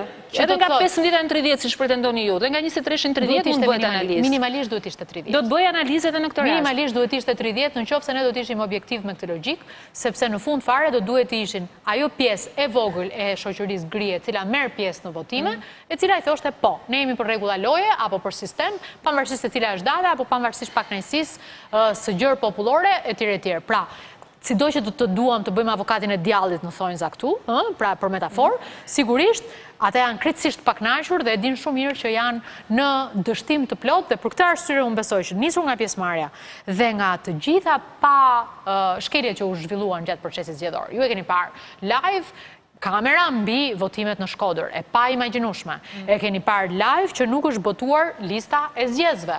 Keni parë live që pavarësisht se s'është botuar lista e zgjedhësve, janë ndryshuar përqindjet brenda ditës në pjesëmarrje. Pra, i gjithë procesi nuk siguroi as minimumin institucional, ndërkohë që ishin të vetëm në votime, të vetëm në komisione, të papranuar që komisionerët e opozitës të shkonin aty qoftë edhe vetëm për vëzhgim, dhe ishin në gjithçka vetëm dhe ishte një proces i cili dështoi me sukses në të gjitha dimensionet e veta. Dhe besoj që ne duhet presim ende opinionin e përfundimtar dhe final të Odirit, pa dyshim që ndërkombëtarët me zë dhe të rëndësishëm janë shprehur që gjykata kushtetuese do vendos për legjitimitetin e këtyre zgjedhjeve. Çka do thotë që ka prioritet mbi gjithçka tjetër, krimi i institucioneve drejtësisë. Padyshim. Kjo kështu e lexojmë, domethënë sido që ti sjellim është prioritet absolut. Prandaj unë ju them dhe stabiliteti politik prandaj është i nevojshëm. Dhe unë kështu e lexoj tek ndërkombëtarët, ajo pjesa e arsyeshme. Unë besoj Sonil që për stabilitetin politik ne kemi për maksimumin. Në sakrificë të tillë dhe të bësh maksimumin për stabilitetin politik, që edhe jemi gjykuar edhe për 3 fishek zjarre, që në fund fare kanë qenë protesta shumë herë më paqësorë se ato që ndodhin në Paris. Unë besoj që për stabilitetin kemi bërë maksimumin. Që kemi marrë përsipër. Shumë paqësorë po të them protestat e majorancës u sot me dikur në opozitë. Absolutisht po. Protestat e majorancës dikur në opozitë kanë qenë me djegje gomash mes autostradave, kanë qënë me zjarre në mes të Tiranës, kanë qënë me djegje automjetesh për para piramidës, kanë qënë me derdhje kovash boje që i kanë komentuar si derdhje gjaku, kanë qënë nga ma agresivet e mundshme dhe unë besoj që Partia Demokratike sa i përket stabilitetit politik ka bërë maksimumin e vetë, që e ka në peshën e vetë dhe në përgjegjësinë e vetë, mbajtjen e të ardhmes, pa dyshim që e ka, dhe unë e nisa pikërisht me reflektim nga kjo, duke thënë që tani duhet jemi plotësisht konstruktiv dhe duhet ndjekim të gjitha hapat që fillojnë nga institucionale tek të përfaqësimit për të qenë të denjë. Si e keni parë zonja Duma qëndrimin e presidentit për krizën, qoftë edhe atë sugjerim që ka dhënë presidenti Meta për zhvillimin e zgjedhjeve në tetor, në 13 tetor, duke sugjeruar 3 palë zgjedhje. Gjë që në fakt zgjedhje për presidentin do të ishin pak vështira. Pa dyshim që opozita shqiptare për të fituar besimin e alternativës vetë për të ardhur në pushtet, do të vinë nëpërmjet votës. Nëpërmjet votës. Duket fjalë thjesht, por është thelbi të gjithave. Duket sikur ja kemi përsëritur shqiptarëve pa fund dhe duket sikur për këtë votën flasin vetëm për vete. Jo, është thelbi për ata. Sigurisht janë shumë të mbi ngopur nga gjua vetëm politike dhe duket sepse vinë nga një sistem i te lodhur i gjuhës vetëm politike që flet vetëm për votë, për demokraci dhe për integrim, fjalë që janë inflatuar shumë në gjuhën politike. Por mbetet e vërtet që kjo fjalë thjesht, kaq minimaliste, kaq bazike, është themeli gjithçkaje. Dhe Partia Demokratike thekson vetëm një gjë. Nëse 13 tetorit do të ndërtoj parakushtet që vota sigurohet, cila do qoftë data, duhet jetë data e votës lirë. Cilat janë parakushtet? Gjithët parakushtet? Parakushtet, pa diskutim janë një platformë që ne kemi thënë, platforma që ndëshkon, e para njerë, vullneti politik për ndëshkushmërinë e bashkimit të krimit. Nuk jeni në parlament, nuk e propozoni dot as në kuvend, zonja Duma. Nuk bëni ndryshime kushtetuese në kuvend. Jeni jashtë institucioneve. Kuptojmë një gjë, Sonil, që unë e thash që aksioni i opozitës është sui generis, pra është i llojit unik. Gati një krijimi të ri të parakushteve politike. Dhe jo pak jeni shënjestruar nga faktori ndërkombëtar. Le të themi atë me emra konkret. Por jo pak duhet të kuptojmë dhe me përcënime konkrete. Jo pak duhet të kuptojmë që ekzistenca brenda atij parlamenti pa gjykatën kushtetuese na kthente në marioneta. Dhe na ktheun marioneta. Pa diskutim. Dakor, janë, po dhe kur ka qenë gjykata kushtetuese kam parë gabimet Partisë Demokratike që nuk ka çuar disa ligje. Unë mund t'ju them ligjin e arsimit të lartë, mund t'ju them ligjin për teatrin, pse nuk e çoi Partia Demokratike në gjykatë kushtetuese. Unë mendoj që hapat procedurial për ta çuar deri në gjykatë së paku për ligjin e arsimit apo qoftë edhe këtë për teatrin, në dieninë e plot se siç kishte ndodhur në pararendjen me të tjera precedent me gjykatën kushtetuese të kthimit të tyre, do të krijonte vetëm një dhe një dëm të pashlyeshëm. Do të me atë gjykatë kushtetuese. Po ju e dini që për publikun kjo gjë lexohet si një ja më ndihni se ndoshta japim 2 gram pozitivitet në këtë moment tolerancës për dëgjuar. Pra, shqetësimi jon kryesor ka qenë që ashtu siç na ka ndodhur me 2-3 momente përpara këtyre 2 ligjeve, pasi kemi çuar në gjykatë kushtetuese dhe gjykata kushtetuese i ka miratuar ato, ne jemi qenë në kushtet që do të cimentonim këto situata dhe do të ishin krejtësisht legjitime. Sidomos me ligjin e arsimit lartë. Arsyeja se përse ne kemi kërkuar që këto ngjarje të ndodhin pas implementimit real të reformës në drejtësi, ka qenë që ne mos bënim dëmin final me këto ligje. Dhe vetëm kjo ka qenë arsyeja. Sepse kur kemi çuar në kushte të tjera ligjet e gjykata kushtetuese dhe gjykata kushtetuese plotësisht e ansuar ndaj pushtetit, i ka cimentuar këto situata, ne e dinim që duhet jemi strategjik, të lexojmë 3 hava para se ku po e çojmë situatën. Nuk është çështja vetëm tankimosh, prandaj ju thash këtë. Gjykatën kushtetuese që në drejtësi. Deri në atë moment pa diskutim, sepse ka qenë e provuar kjo histori. Dhe ne kemi kërkuar dhe prandaj kemi kërkuar që nga 88 e opinionit Komisionit Venecia se deri sot ne jemi në luftë për të implementuar një reformë reale në drejtësi. Dhe jemi të provuar që jemi në luftë reale, më fal Beti, për sa kohë jemi në rrugë, për sa kohë s'kemi imunitet, për sa kohë jemi të hapur ndaj absolutisht çdo gjykimi. Kjo është parakushtet nuk më çua deri në fund. Platformën ju thash nuk jeni në kuvend, nuk implementoni dot. Ajo që ju siguroj është kjo. Pse pjesëmarrja 15% është pjesë e treguesit plot që ne jemi absolutisht në avantazh. Pa diskutim që pavarësisht avantazhit. Do me thënë, ju thatë që po të jenë para kushtet të domosdoshme, në 13 dhjetor ne hymë në zgjedhje. Si hynë, sepse ju pushtetin mund të ndroni vetëm me votë. Por të bërë dhe një parantesë, sepse ka patur gjatë jave të fundit ato që janë parë si dy qëndrime. Një qëndrimi Zotit Basha, që thotë dhe është konsekuent në zgjedhje pa Edi Ramën kryeministër, dhe pastaj një qëndrim disi më i zbutur i zonjës Kryemadhi në zgjedhje edhe me Ramën kryeministër, se ne e mundim atë.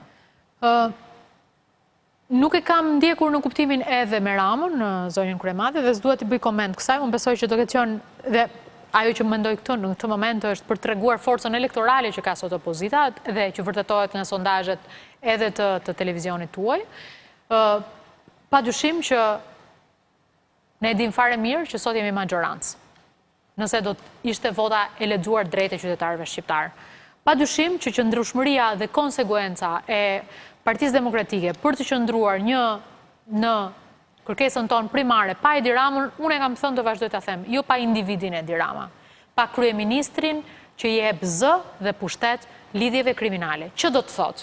Gjëja e parë që duhet kishte provuar deri tani Edi Rama dhe kushdo që është në pushtet, është një ndëshkim të vetëm për çështje elektorale. Flasim sot për votën e lirë. Përgjime nga Bild, përgjime nga që botohen në revista gjermane, në mediat ndërkombëtare e tjerë. Më thoni një rast të ndëshkimit. Në rast se në sot kemi kupolën që mbron gjithçka tjetër, me cilin naivitet politik ne do pranojmë që ligjet formale do na mbrojnë. Duhet së pari treguesi i vullnetit politik. Për këtë arsye majoranca mire kam. Opozita shqiptare thotë që ky pushtet nuk e ka treguar. Duhet jap se s'bën sinjalet e tjerë të vullnetit politik që kjo situatë do të siguroj minimumet e numrimit të votës së lirë dhe vullnetit lirë të shqiptarëve. Për sa kohë majoranca nuk ka pranuar që aty ka krim elektoral, natyrisht nuk do të ketë edhe ndëshkim të këtij krimi që Partia Demokratike e quan krim elektoral. Pa diskutim që ky ngërç politik i cili është, pa dyshim që do të kërkoj vjushmërinë e tij dhe nuk duhet parë si një çështje stagnacioni që ne themi pa Edi Ramën. Nëse nuk ka një provë tillë dhe unë ju siguroj një gjë, pavarësisht se ne detyrën e kemi të vështirë dhe rrugën e kemi të vështirë, nuk ndërtohet dot një opozitë artificiale, sido që të duan ta spekulojnë këtë. Opozita shqiptare është kjo që është, me të gjitha nevojat e saj për të riparuar, po sigurisht nuk është as e keqja më e vogël. Është një alternativë shumë herë më e mirë, e cila pa diskutim kërkon përmirësim për ta treguar këtë, por provat e saj me parakushtet e veta i ka dhënë që tani, pa asnjë dyshim. Për të dhënë provën në vijimsi, unë ju thash mbi 3 herë deri tani se çfarë duhet vijoj të bëj, sepse jam e bindur që në këtë moment çështja Rama është një çështje e vdekur dhe ajo po qëndron pezull dhe empir, sepse sot të gjitha syt janë tek opozita e cila në një mënyrë apo një tjetër ka ndërtuar një aksion i cili është realisht unik. Zonja Duma, ju falenderoj shumë që ishit në studion qendrore të lajmeve të Radio Televizionit Ora. Nderuar teleshikues, do të shkëputemi për një hapësirë tjetër të shkurtër publicitare, por pas pak në panel me ne do të jenë Sonila Meço sërish, do të jetë Elena Kocaqi, Gerti Shella dhe Aranita Braj. Natyrisht edhe nga Shtetet e Bashkuara të Amerikës në lidhje të drejtë për drejtë në Skype, profesor Shenasi Rama. Kthehemi pas pak. Faleminderit. Kjo është Ora News.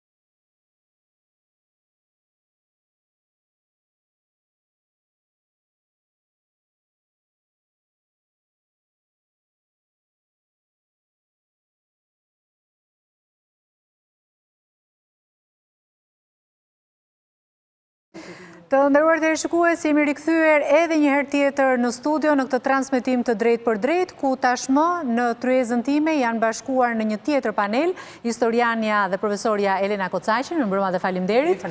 Aktivisti i shoqërisë civile Gerti Shella, më mbrëma dhe faleminderit që keni ardhur. Aranita Brahaj, edhe një ish kolege e nderuar nga Open Data kësaj herë, dhe vazhdojmë të jemi sërish edhe me Sonila Meçon. Përpara se filloj bisedën me të ftuarit në studio, do doja të kishim një lidhje të drejt për drejt tani ose pas pak, më lajmëron nga regjia që do t'jetë pas pak gati. Sonila Meço pak më parë na njoftoi se në ambientet e teatrit kombëtar në sheshin përpara edhe sot ka pasur njerëz të grumbulluar të cilët protestojnë, aktivistë që protestojnë tashmë për një vit e gjysmë kundër shembjes së teatrit kombëtar, por janë edhe përfaqësues të aleancës kundër shembjes së teatrit, të cilët edhe sot, ashtu si çdo natë, ndodhen aty për të mbrojtur teatrin kombëtar dhe godinën historike të saj. Do të kemi një lidhje të drejt për drejt me gazetarin ton Besar Baraktari, por edhe me aktivistët e Aleancës për mbrojtjen e teatrit që ndodhen atje, por ndërkohë të nisim me njëherë bisedën në studio. Së pari njëherë një koment për të situatë politike, të klim të ndezur, e cila sot ka qenë edhe më ndezur për shkak të festimit të 3 vjetorit të reformës të drejtësi. Në njëra anë e quan dështim, pala tjetër e quan sukses.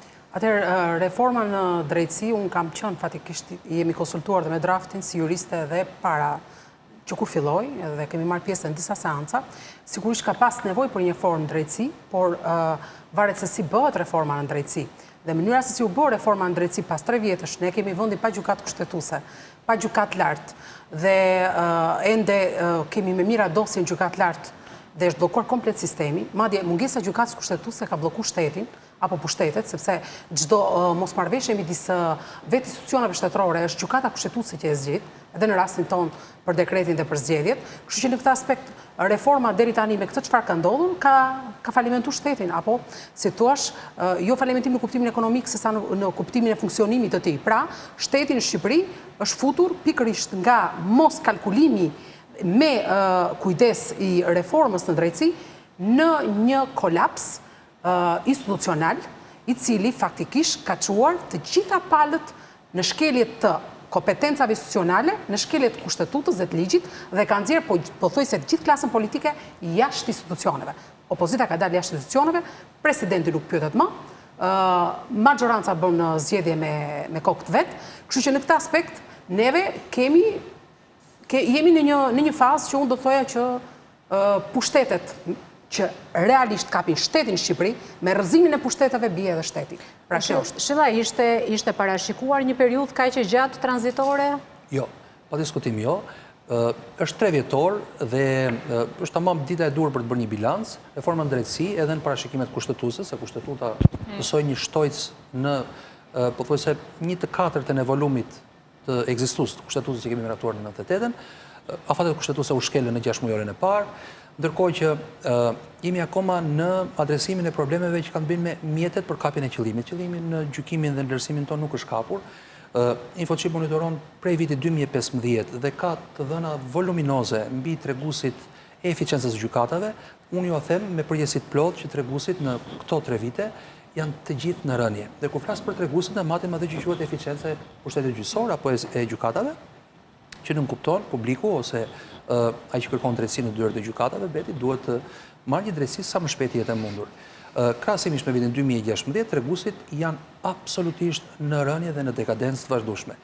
Këto të dhëna na japin një konkluzion jo optimist, pra nuk të lejojnë të dhënat të jesh optimist në raport me qëllimin, pra me synimin për të pasur një drejtësi më efektive apo më eficiente. E dyta, nëse më lejoni ta zgjeroj argumentin, reforma do të duhet që të largonte sistemin e drejtësisë, pra gjykatat, nga kontrolli politik. Kam frikë se ne përsëri në këtë qëllim të madh të reformës nuk kemi arritur dot në krye të 3 viteve të japim dhe të ofrojmë tregues domethënës që reforma ka kapur qëllimet e synuara. Spaku nuk është ngritur, unë kujtoj këtu dhe bashkë kemi qenë duke komentuar me konstituimin e KPK-s, diku nga dhjetori janarin mos gaboj, shkurti u vendosi një deadline për të ndërtuar dhe prokurorinë speciale apo byron kombëtare të hetimit, gjykatën speciale që jeton që gjykon krimet e rënda dhe korupcioni, sot është vendosur, pra në këtë 3 vjetor është vendosur një afat i ri diku në tetor. Pra, via horizontit projektohet, pra kjo është një reformë e cila ka një tingëllim apo ka një eko të projekcionit të socializmit që ishte gjithmonë atje tej, por ne nuk arrinim dot, nuk e kapnim dot. A duhet të jemi sërish të lumtur që ne nuk po arrim dot vjen në horizontet dhe të flasim mbi objektiva? Unë nuk mendoj se duhet jemi të lumtur sot në krye të 3 viteve. Një tjetër qëllim i reformës ka qenë që sistemi gjyqësor të dalë jashtë kontrollit politik. Ne kemi komentuar dhe unë ju dëgjoj çdo natë në komentimin tuaj plot pasion dhe objektivitet që vetingu duket sikur ka qenë qëllim, nuk ka qenë qëllimi i reformës. Është thjesht një mjet për të lejuar tashmë sistemi gjyqësor të funksionojë i pavarur dhe jashtë presionit, shantazhimit të politikës. Politika ka qenë problem. Vetingu është edhe një mjet për të pastruar gjyqtarët e ashtu quajtur të korruptuar. Po, por nëse do të ishte për të bërë këtë lloj vetingu, unë e them me kompetencë nuk do të duhet, pra nuk do të ishte nevojshme të kishim një reformë dhe një inxhinieri kaq komplekse. Vetingu sot është fiksuar për fat keq vetëm në një komponent nga 3 që parashikon kushtetuta dhe ligji për sistemin gjyqësor. Është tek pasuria dhe jemi në kushtet kur sistemi gjyqësor, gjykatat, dhe nuk po marr këto gjykatat e rëndësishme, po gjykatat e sistemit të zakonshëm, po boshatisen me shpejtësi shqetësuese. Pra, situata është shqetësuese në sistemin e gjykatave. Nuk po flas për kushtetuesën, për gjykatën e lartë, pse situata është e njohur. Boshatisa e gjykatave pa diskutim ka ekspozuar dhe ne nuk duhet fshihemi të themi këto të vërteta problemin që reforma në mënyrën se si u konceptua, u inxhinjerua dhe u implementua deri në këtë fazë ka boshatisur gjykatat, por nuk ka mundur dot të rikthejë trupën gjyqësore që do duhet të zinte vendet vakante dhe të evakuonte çështje, të ofronte drejtësi më cilësore, më si thua pak të korruptuar. Unë mund të guxoj të hedh edhe një pretendim ose një diskutim, nëse do të ishte për të bërë vetëm kontrollin e pasurisë, ILDKPI është themeluar që në vitin 2003 kanë filluar deklarimet e para. Gjithë procesi i vetingut do duhet të vinte në pikpyetje edhe institucionin e ILDKPI-s, se çfarë ka bërë gjatë gjithë këtyre viteve të ekzistencës që nuk ka hetuar ato deklarime të gjyqtarëve, të prokurorëve, të njerëzve të drejtësisë, edhe të politikës, ë? Nëse milionit fillojmë dhe pak. Dakord, u vlerësua që X gjyqtar apo X prokuror ka dhe verifikohet me probleme në pasuri. Përse nuk depozitojnë kallëzime penale për këta persona që gjenden? Ju duhet ta dini që këta janë thjesht të përjashtuar apo të pezulluar nga sistemi dhe unë ju e them me përgjegjësi shqiptarëve këta marrin rrogën. Në kushte normale do duhet që dikush i cili gjendet nga ILDKPI me deklarime falso me pasuritë pa justifikuar të shkojë për ndjekje penale. Ne nuk kemi gjyqtar apo prokuror që kanë shkuar për ndjekje penale. Atë janë amnestuar nga ajo pjesë. Ashtu sikurse nuk dim deficiencën e gjyqeve që kanë bërë viktimat e tyre. Për këtë temë, sepse tani do doja të kisha lidhjen e drejt për drejt me sheshin përpara teatrit kombëtar ku ndodhen aktivistët e Aleancës për mbrojtjen e teatrit dhe gazetari ynë Besar Baraktari. Besar, me mbrëma. Pra, Aleanca për mbrojtjen e teatrit edhe në këto orë të vonë të mbrëmjes është aty në mbrojtje të godinës. Po, qytetar, aktivist, aktor dhe regjisor të shumt janë mbledhur në sheshin pranë teatrit kombëtar, pasi sipas tyre pra ka informacione për të cilët dyshohet se mund të ketë një proces të nisjes së shembjes së teatrit, pra të zhvendosjes së materialeve që janë në brendësi dhe për këtë arsye ata vijojnë të qëndrojnë edhe gjatë natës përveç orëve të ditës.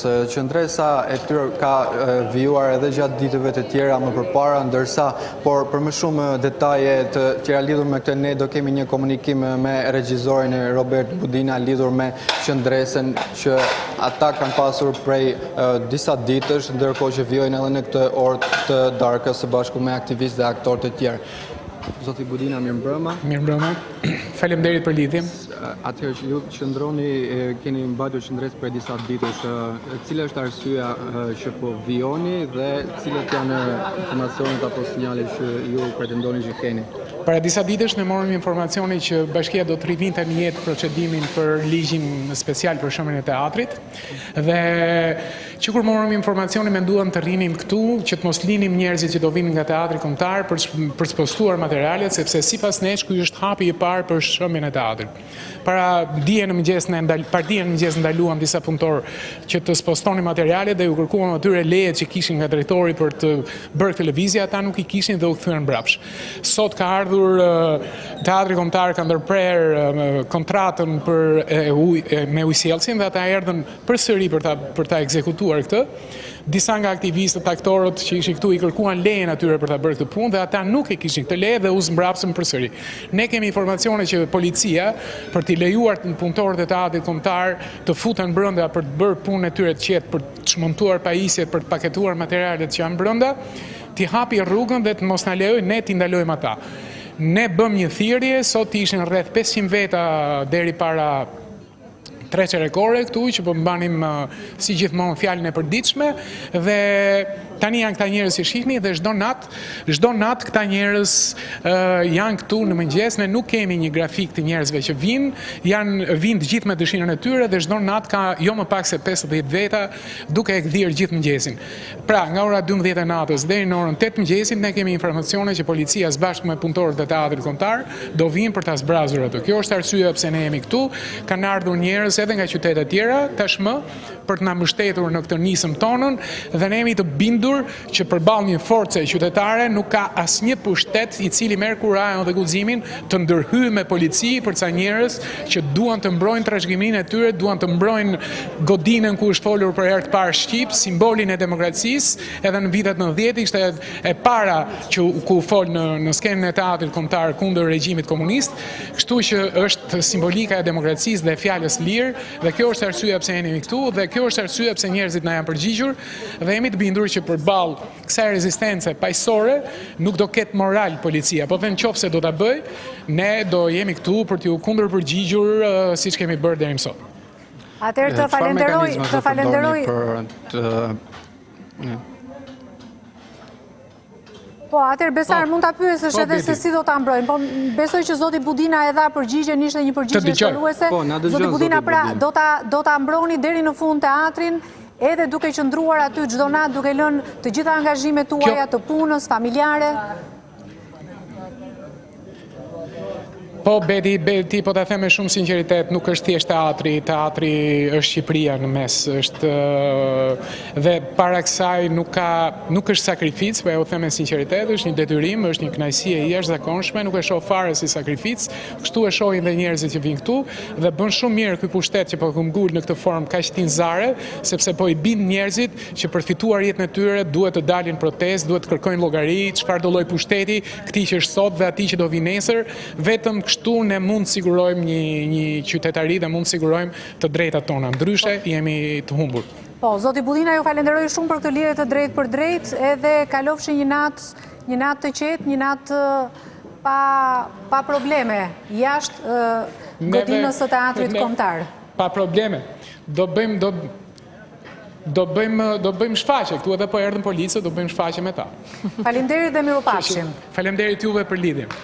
Kthehemi sërish në studio, pra edhe çështja e Teatrit Kombëtar tek e fundit ka lidhje me reformën në drejtësi. Nëse do të kishte një gjykatë kushtetuese, ai ligji i miratuar me procedurë të përshpejtuar, ligji special për teatrin, natyrisht do të ishte çuar në gjykatë kushtetuese. Pra gjithçka lidhet me gjykatën kushtetuese. Gjykata kushtetuese, nëse më lejon ta them, e kam thënë dhe e kam mbrojtur opinionin tim, unë kam hedhur një tezë që gjykata kushtetuese nuk duhet të ishte prekur në asnjë lloj këndvështrimi, sepse gjykata kushtetuese nuk është pjesë e sistemit gjyqësor. Gjykata kushtetuese është një institucion me një natyrë ambige, por ajo mund të konsiderohet më shumë si një dhomë e dytë, si një legjislator negativ, ajo zhbën, pra ka fuqinë të zhbëjë ligjet që prodhon kuvendi dhe është një atribut që e ka vetëm ky institucion.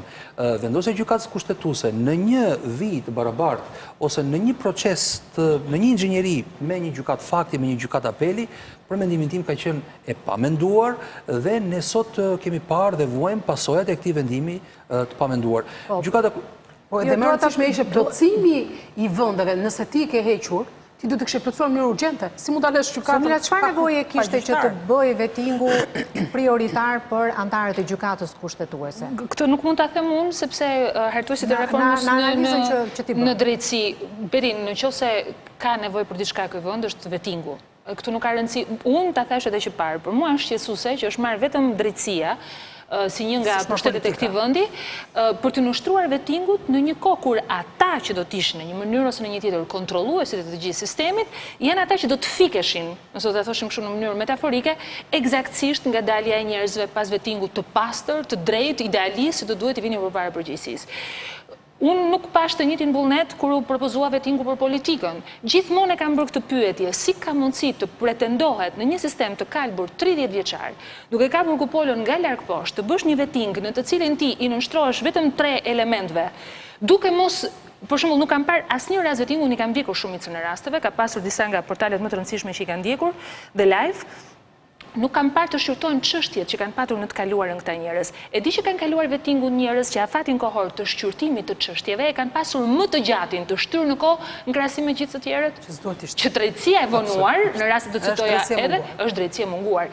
Pra, kjo është, dhe këtu nuk diskutohet, e para kjo. E dyta është mungesa e një vullneti, jo vullneti, por një kulture të përgjithshme shoqërore, Beti. Shqiptarët ngjajnë të mësuar me padrejtësinë, të mësuar me mungesën e ndëshkueshmërisë. Ju duket demokracia si një gjë që ka arritur në një pikë doharie dikur, po se si nuk fillon nga secili individ, kështu që gjithë kjo kulturë e munguar, e gjithë kjo kulturë e panikut, e frikës, e militantizmit, e kompromisit, e korrupsionit, e konspiracionit në një vend fare të vogël, sigurisht që do të ishte një presion shumë i fuqishëm dhe mbi vettingun. Po, sa i takon vettingut në shifra, Aranita Braj? Të gjithë subjektet e drejtësisë nuk janë më shumë se 800 individ, të cilët madje po t'i shohim me 800 persona për të kontrolluar, është një proces që po të kishte vullnet për të bërë shpejt dhe për të vërë gjërat lëvizje, për të mos lënë këtë modelin kaq negativ që dhe dy parafolësit para meje shpjeguan, që tashmë kemi shtet, por nuk kemi atë parimin që kemi 30 vjet që punojmë, që është check and balance. Pra, bëj një kontrol, vlerëso dhe balanco. Dhe çfarë do të thotë? Do thotë që është e vështirë për këdo nga ne, kur ka kaq shumë entuziazëm nga aktor kaq të rëndësishëm për reformën në drejtësi, për drejtësinë e pastër, për vettingun që do të çojë jashtë sistemit ata që janë të korruptuar apo të pasuruar, të themi që ky proces, vettingu, se unë nuk shikoj reformë në drejtësi, për momentin shikoj vetting, nuk është gjë tjetër veçse një eksperiment, i cili në rastin më të mirë nëse ka ndonjë efekt pozitiv për dhënë, do ta japi kaq vonë sa efektet negative të mungesës së gjyqësorit do jenë tepër të theksuara, por nga ana tjetër tashmë na ka vënë në pikpyetje për të parë qëllimet e mirëfillta të këtij procesi. Ka shumë diskutime për ata që kanë kaluar vettingun, kundrejt atyre që nuk ja kanë dalë ta kalojnë, megjithëse kanë qenë njerëz të cilët në radhët e kolegëve, në radhët e njerëzve që e njohin sistemin, janë njohur si njerëz me integritet ose njerëz të paktën jo të përlyer. Gjykata kushtetuese për shembull ka mjaft diskutime nga mënyra se si janë larguar nga sistemi një apo dy prej anëtarëve të saj, sepse me të njëjtën standard me cilin është larguar një gjyqtar i cili kishte të ardhura të dhuruara, madje në vlera modeste, dhe është përjashtuar nga sistemi, në të njëjtën javë gjyqtari tjetër i një niveli gjithashtu mjaft të lartë, jo vetëm që nuk është larguar, është mbajtur në sistem dhe thjesht është këshilluar të bëjë një pagesë të taksave të vonuara apo tatimeve të vonuara të dhurimit. Atëherë çfarë po ndodh? Procesi i reformës apo i vettingut është një proces që filloi me qëllime të mira. Të paktën ata ekspertë ndërkombëtar, të paktën ata organizma ndërkombëtar që u bashkuan dhe artikuluan, sikurse dhe gazetarët kanë qenë ata që kanë bërë presionin më të madh për drejtësinë e korruptuar, kishin një ide të qartë. Ky sistem ka njerëz të korruptuar ose ka sjellje dukshëm të cilat nuk krijojnë barazi përpara ligjit në asnjë nivel. Por, ama format për ta gjetur këtë, ose për ta luftuar këtë, ose mënyra për të ecur në drejtimin e duhur, mund të ishin të shumta. Vettingu ishte parashikuar që me këtë standard që erdhi, sepse vetting kanë bërë dhe punojësit e inspektoriatit, por ata kanë marrë në konsiderat disa rrethana, për shembull faktin që ne nuk kemi pasur një kod të procedurës tatimore, dhe përpasoj kur nuk ka rregulla dhe njerëzve nuk mund të kërkosh llogari të kemë funksionuar dikur para vitit 2008 sipas rregullave që ne i kemi nxjerrë dhe i kemi bërë ligje pas vitit 2008. Por në të gjithë këtë element, unë mendoj që jemi në një situatë shumë të vështirë. Kur mungon check and balance, që është një nga elementët kryesor të shtetit të së drejtës, kemi riskun të shkojmë tek ajo që është vetëm një strukturë shtetërore. Duket sikur flas me fjalë të rënda, por vetëm një strukturë që bën shtetin është Partia Shtet. Dhe Shqipëria duhet ishte vendi që duhet i hidhte më me kujdes hapat në lidhje me këtë lloj rreziku dhe me këtë lloj humnere, nëse mund ta quaj kështu. Sot ne nuk kemi gjykat kushtetuese, kemi vetëm vendime administrative për atë teatrin. Sot ne nuk kemi gjykat kushtetuese, kemi vetëm një komision qendror të zgjedhjeve i cili ka më shumë se një muaj që nuk po arrin dot ose pak a shumë po afrohet muaj dhe nuk po arrin dot të nxjerr numra të saktë të një procesi votimi i cili duhet kalkuluar dhe kaq. Sot ne kemi ligje të cilat duket që kanë standarde të dyfishta, ligje të cilat janë jashtëzakonisht na vënë në pikpyetje për shumë zgjidhje, qofshin këto ekonomike apo institucionale, dhe nuk dim të themi cilat do të jenë pasojat e këtyre ligjeve dhe s'kemi asnjë shans të drejtohemi një organizmi i cili minimumi, nëse ne jemi të kënaqur nga ky sistemi ynë kombëtar i drejtësisë, na jep të mundur që pasi kalojmë shkallët të drejtësisë në Shqipëri, të drejtohemi gjykatës së Strasburgut. Në fund të fundit, të qenurit në jurisdiksionin e gjykatës europiane për drejtat e njerëzit është një fitore për një shtet si Shqipëria, për çdo qytetar. Është një betejë e gjatë, është një betejë me shumë kosto, por është vërtet diçka që na bën të ndjehemi qytetar të një kontinenti të vjetër që modelet e shtetit dhe modelet e drejtësisë europiane i ka vlera me themele. Atëherë, ku jemi në një moment që ky proces i filluar, ky eksperiment me shumë kosto, dhe si çdo eksperiment mund të ketë rezultate jo të parashikuara, ka kosto shumë të mëdha për ne që jemi qytetarët e këtij vendi. Dhe kosto që po i shohim ditë a ditë. Zonja Kocaqi, kemi ngritur pritshmëri shumë të mëdha nga procesi i vetingut, qoftë edhe nga dalja jashtë sistemit të gjyqtarëve, të prokurorëve, të njerëzve të korruptuar të sistemit të drejtësisë. Çështja është, këta njerëz po flaken jashtë sistemit. Po gjenden me pasuri të pajustifikuara, pa marrë parasysh vendimet që kanë dhënë apo pastërtinë e figurës apo çështje tjera që kanë bënë me aftësitë profesionale, po të ndalemi vetëm te kriteri i pasurisë, tek pasuritë e pajustifikuara. Këta njerëz thjesht po lihen jashtë sistemit. Çfarë do duhet të ndodhte me këta njerëz? Do duhet ketë një ndëshkim apo thjesht do t'i lëmë të dalin jashtë sistemit, të gëzojnë këto pasuri që i kanë ngritur në mënyrë korruptive dhe të jashtëligjshme? Apo do të bëhet siç po ndodh me pjesën më të madhe të tyre që kanë marrë licencën e avokatit, po hapin zyrat e tyre të avokatisë dhe thjesht kanë dalë nga sistemi gjyqësor, po do të vazhdojnë të jenë sërish në një farë mënyrë njerëz të drejtësisë. Në momentin që kontrollohet pasuria dhe kjo pasuri nuk del ashtu siç e kanë deklaruar, pra me patjetër, brenda logjikës, do të ishte që këto të çoheshin për ndjekje penale siç tha dhe Gerti. Por këto nuk e kanë bërë. Nëse ne do të vazhdojmë të bëjmë dhe vetingu politik në këtë formë, që unë të kap me pasuri, që ti nuk justifikon, dhe unë të nxjerr nga ti nuk ke të drejtë më të marrësh poste politike, por ti vazhdon jetën, atëherë me këtë politikë të pamë ne nuk do të shkojmë. Ka vetingu kur nuk ka ndëshkueshmëri në mes. Absolutisht. Dhe nga ana tjetër, ne jemi marrë me individin, por ne nuk jemi marrë me sistemin. Po të ishim marrë seriozisht me sistemi, sepse nuk është, korrupsioni nuk vjen nga individi sa vjen nga sistemi, sepse ne kemi ngrit një sistem të tillë. Tani mos gaboj, ka qenë ka slogani Edi Ramës kjo. Po ne kemi ngrit një sistem. Dakor, sepse pas disa vitesh doli në tjetrën që jo fajin e kanë njerëzit thotë dhe ka sistemi. Dakor. Problemi është këtu. Në momentin që sepse bota ecën me sistem, nuk ecën me individ. Se individi dhe mund të korruptohet brenda, por në që se kap sistemi nuk e lejon. Dhe ne kemi pasur gjyqtarë të cilët ti mund t'i kontrolloje shumë mirë dhe ti kështë bërë kontrolin e tyre të përvitshëm, siç ka qenë dhe institucioni posaçëm për të kontrolluar ata, me pagesat e tyre, me shtëpitë që kishin, me bursat e fëmijëve jashtë shtetit e tjera tjera. Kështu që në këtë aspekt këto ka qenë lehtë për të kontrolluar, por nuk ka pas vullnet për arsye se edhe gjyqësori, duke qenë se një pjesë e tyre janë emëruar nga politika dhe janë arrestuar majtas dhe djathtas. Me sa mbajmend kanë qenë ato mbledhjet e famshme që bëheshin tek 15 Kaçi, tek Hotel Tirana, mbledhjet e gjyqtarëve, konferencë gjyqësore në mbrojtje nga politika. Dhe po të shikoje makinat luksoze me të cilat vinin në konferencë gjyqtarët, florint dhe orat që marrin në duar, çantat dhe veshjet firmato, do të thënë ti nuk kishe nevojë me politikanët, paralelisht të mos egzagjerojmë beti sepse paralelisht me politikanët dhe politikanët duhet ishin ndëshkuar, duhet nxjerrë nga sistemi, duhet ishin ndëshkuar.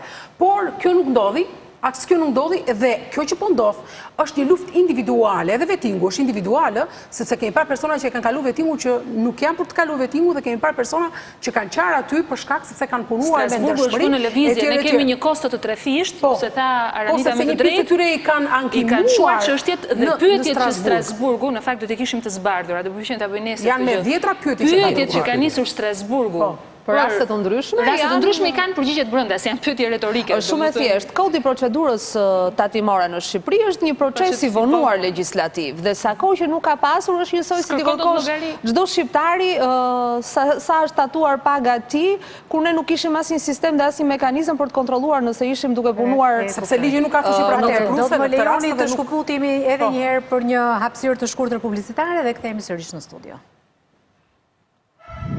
Kjo është Ora News.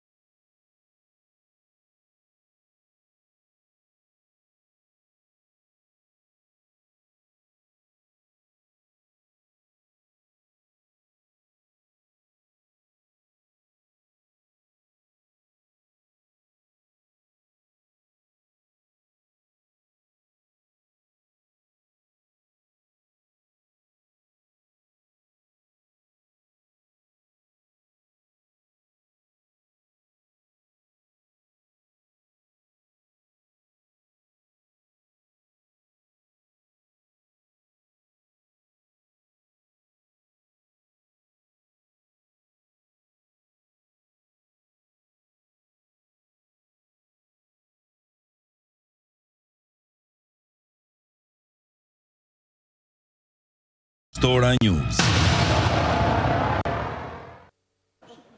Të nderuar teleshikues, rikthehemi sërish në këtë transmetim të drejt për drejt. Përpara se të vijojmë, doja t'i lutesha edhe një regjist që të kishim edhe një lidhje tjetër Skype me zotin Shenasi Rama, profesorin i cili ishte pak më parë drejt për drejt nga Shtetet e Bashkuara të Amerikës, ndërkohë që flasim për pandëshkueshmërinë e gjyqtarëve dhe njerëzve të drejtësisë të korruptuar që tashmë janë jashtë sistemit. Është nonsens, jo logjike që unë të penalizoj ty se pse ke vjedhur dhe unë nuk të ndëshkoj ty.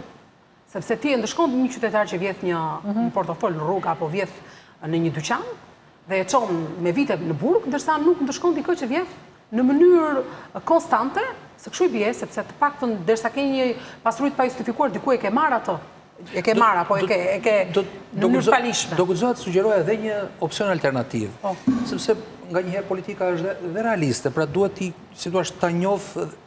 njoh faktet për ato që janë.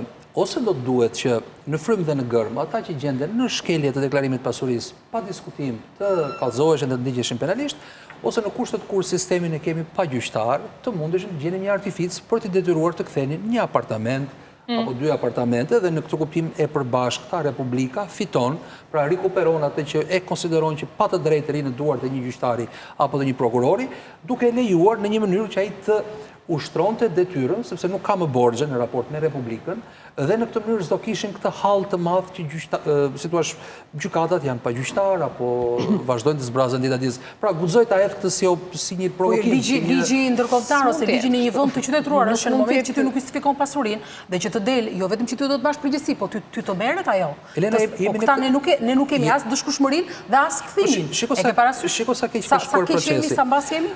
Procesi vettingut vazhdon dhe Aranita tha me të drejtë janë rreth 800 gjyqtar prokuror, kemi 92 të vetuar, me këtë ritëm do të duhen 20 vite. Ka pak më shumë, ka kaluar 100 në ka. 100 i bie që i bie dhe 20 vjet. 15 vite, do dalën 15 vite për që në optimist. U bloku sistemi komplet. Këto institucionet të verifikimit kanë afate, më pas do t'i kalojnë KLP-s dhe KLG-s.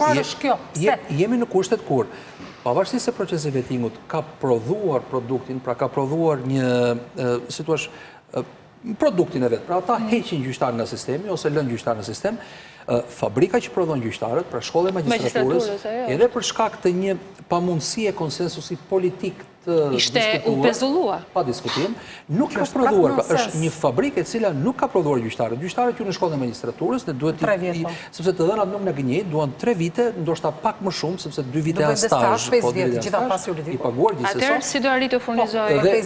Ti i largon brenda, më fal që të i largon për një vit dhe ti të duhen të pra ke një disbalancë dhe shpropërsion. Ja të shkolla nuk është mbyllur, ajo ka rifilluar procesin, por emërimi i gjyqtarëve është një proces tjetër më vete i cili ka sfidat e veta. Dhe mendoj që ajo që ne kemi lënë pa analizuar është viti 0 në drejtësi, i cili s'ka ndodhur asnjëherë në asnjë sistem, madje dhe shteti ynë që ishte një shtet që doli nga diktatura, që klasën e prokurorëve apo hetuesve dhe gjyqtarëve e kishte klasë të prokurorëve dhe hetuesve të karakterit hetues ushtarak, të cilët kishin dënuar në shkelje të theksuara të drejtave të njeriut dhe kishin penalizuar me jetë dhjetra dhe qindra njerëz, ne nuk arritëm dot që në vitin 90 të themi që ne do të bëjmë një sistem ku nuk do ketë më vend për ata të cilët kanë dënuar me këto ligjet e ashpra të atij sistemit tepër i rrept dhe tepër masakrues ndaj individëve, por i lam të rehabilitohen. Si në politikë. Hetuesit dhe gjykatat kanë dënuar hapur me jetën e njerëzve. Kanë dhënë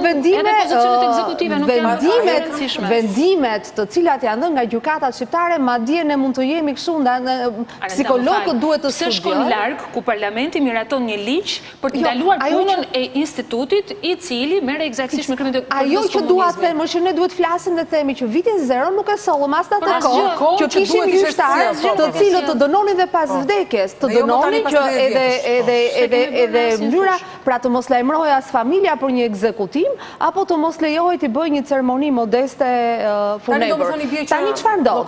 Po në kohën kur erdhën Partia Socialiste në pushtet në 97-ën ne provuam të bëjmë një veting dhe atëherë ndërkombëtarët ishin ata të cilët u nxitën nga aktorët politik të bënin ato që ishte konkursi gjyqtarëve, të cilët u fillua me idenë për gjyqtarë të cilët nuk kishin diploma të drejtësisë, por kishin ato diplomat e një fakulteti tjetër dhe më pas një kurs për perfeksionimin të drejtës, e cila ishte një proces i ri, legjislacioni i ri për ne, por nuk u bë kjo sepse do kishte mbas edhe një farë sensi, do kishte edhe një farë sensi sepse gjithë ata gjyqtarë kishin marrë më pas edhe diplomat e drejtësisë.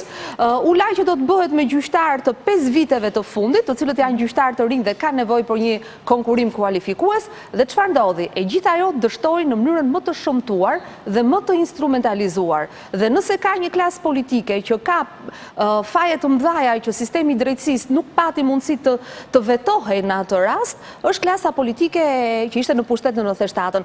Ta përfundoi Beti, u vendos të futen në konkurs të gjithë gjyqtarët e 10 viteve të fundit. Dhe teza e konkursit ishte një tezë tepër qesharake, e cila ishte vetëm sa për t'ju thënë atyre që ishin në sistem, që tani ka ardhur koha të puthni dorën e pjesës që ka ardhur në pushtet.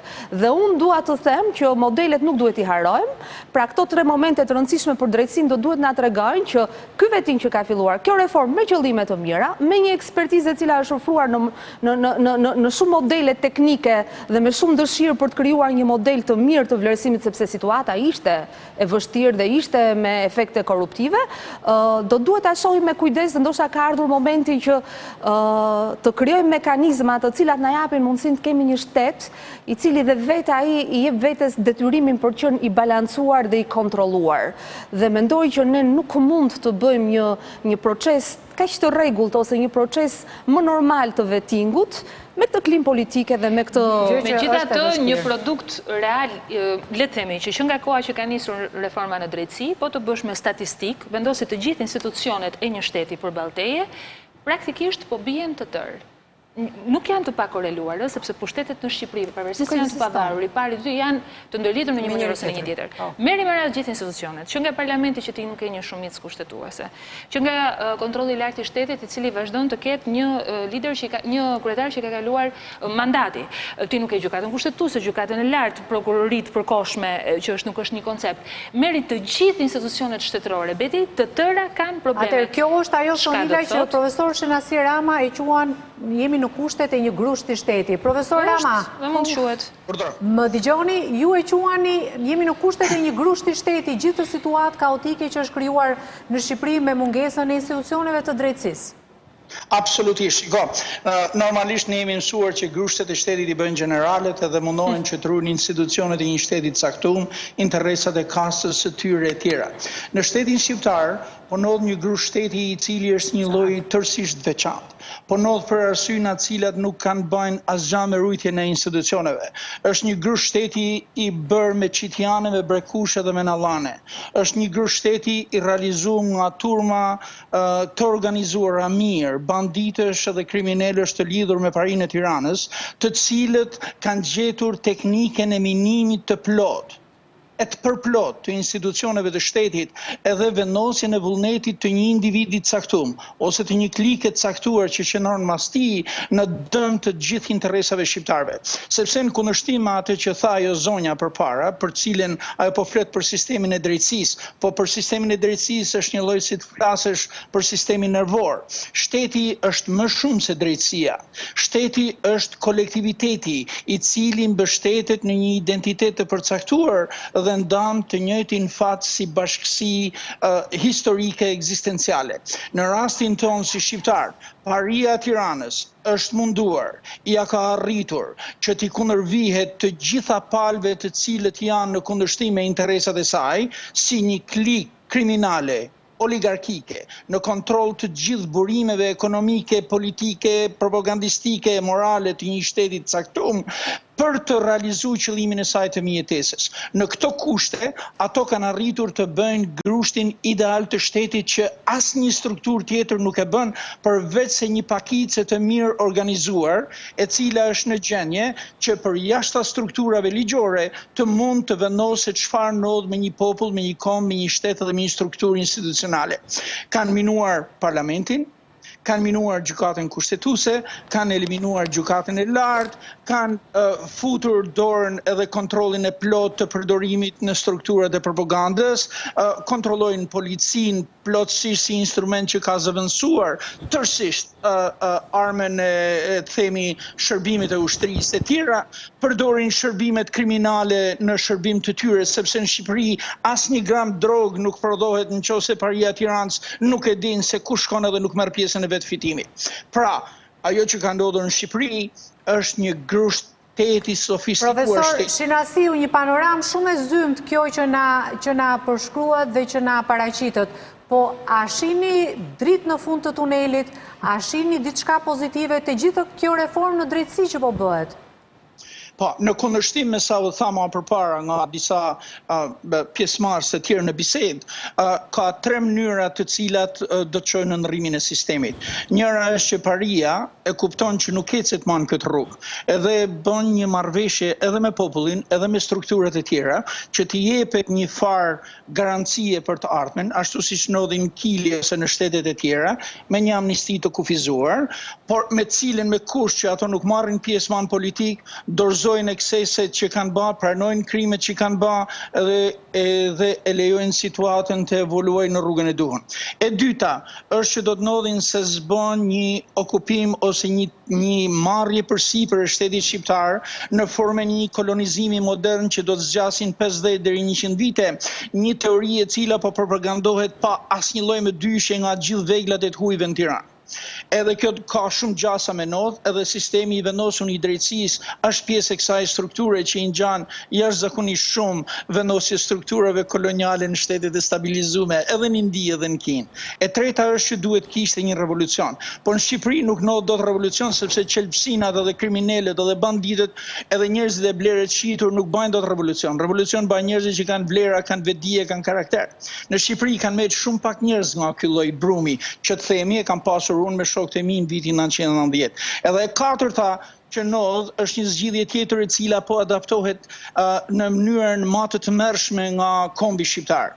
Është ikja, delegjitimimi, emigrimi, shmangja e këtij sistemi kriminal, e një shteti i cili do të kthehet në shtetin e Filipinasve, të Sirianëve, të Afganëve, të Pakistanezve, të Afrikanëve, të Dreqit e të Birit, e vetëm nuk do të jetë shteti i shqiptarëve, sepse këto që ju synojnë sot nuk i dojnë të kujt për tjetër, po i dojnë me ju garantu sistemin e sunimit tyne, mis klevrit që duhet me kenë shqiptarët, e që shqiptarët nuk janë, e nuk munden me kenë, e pranej do t'ikin.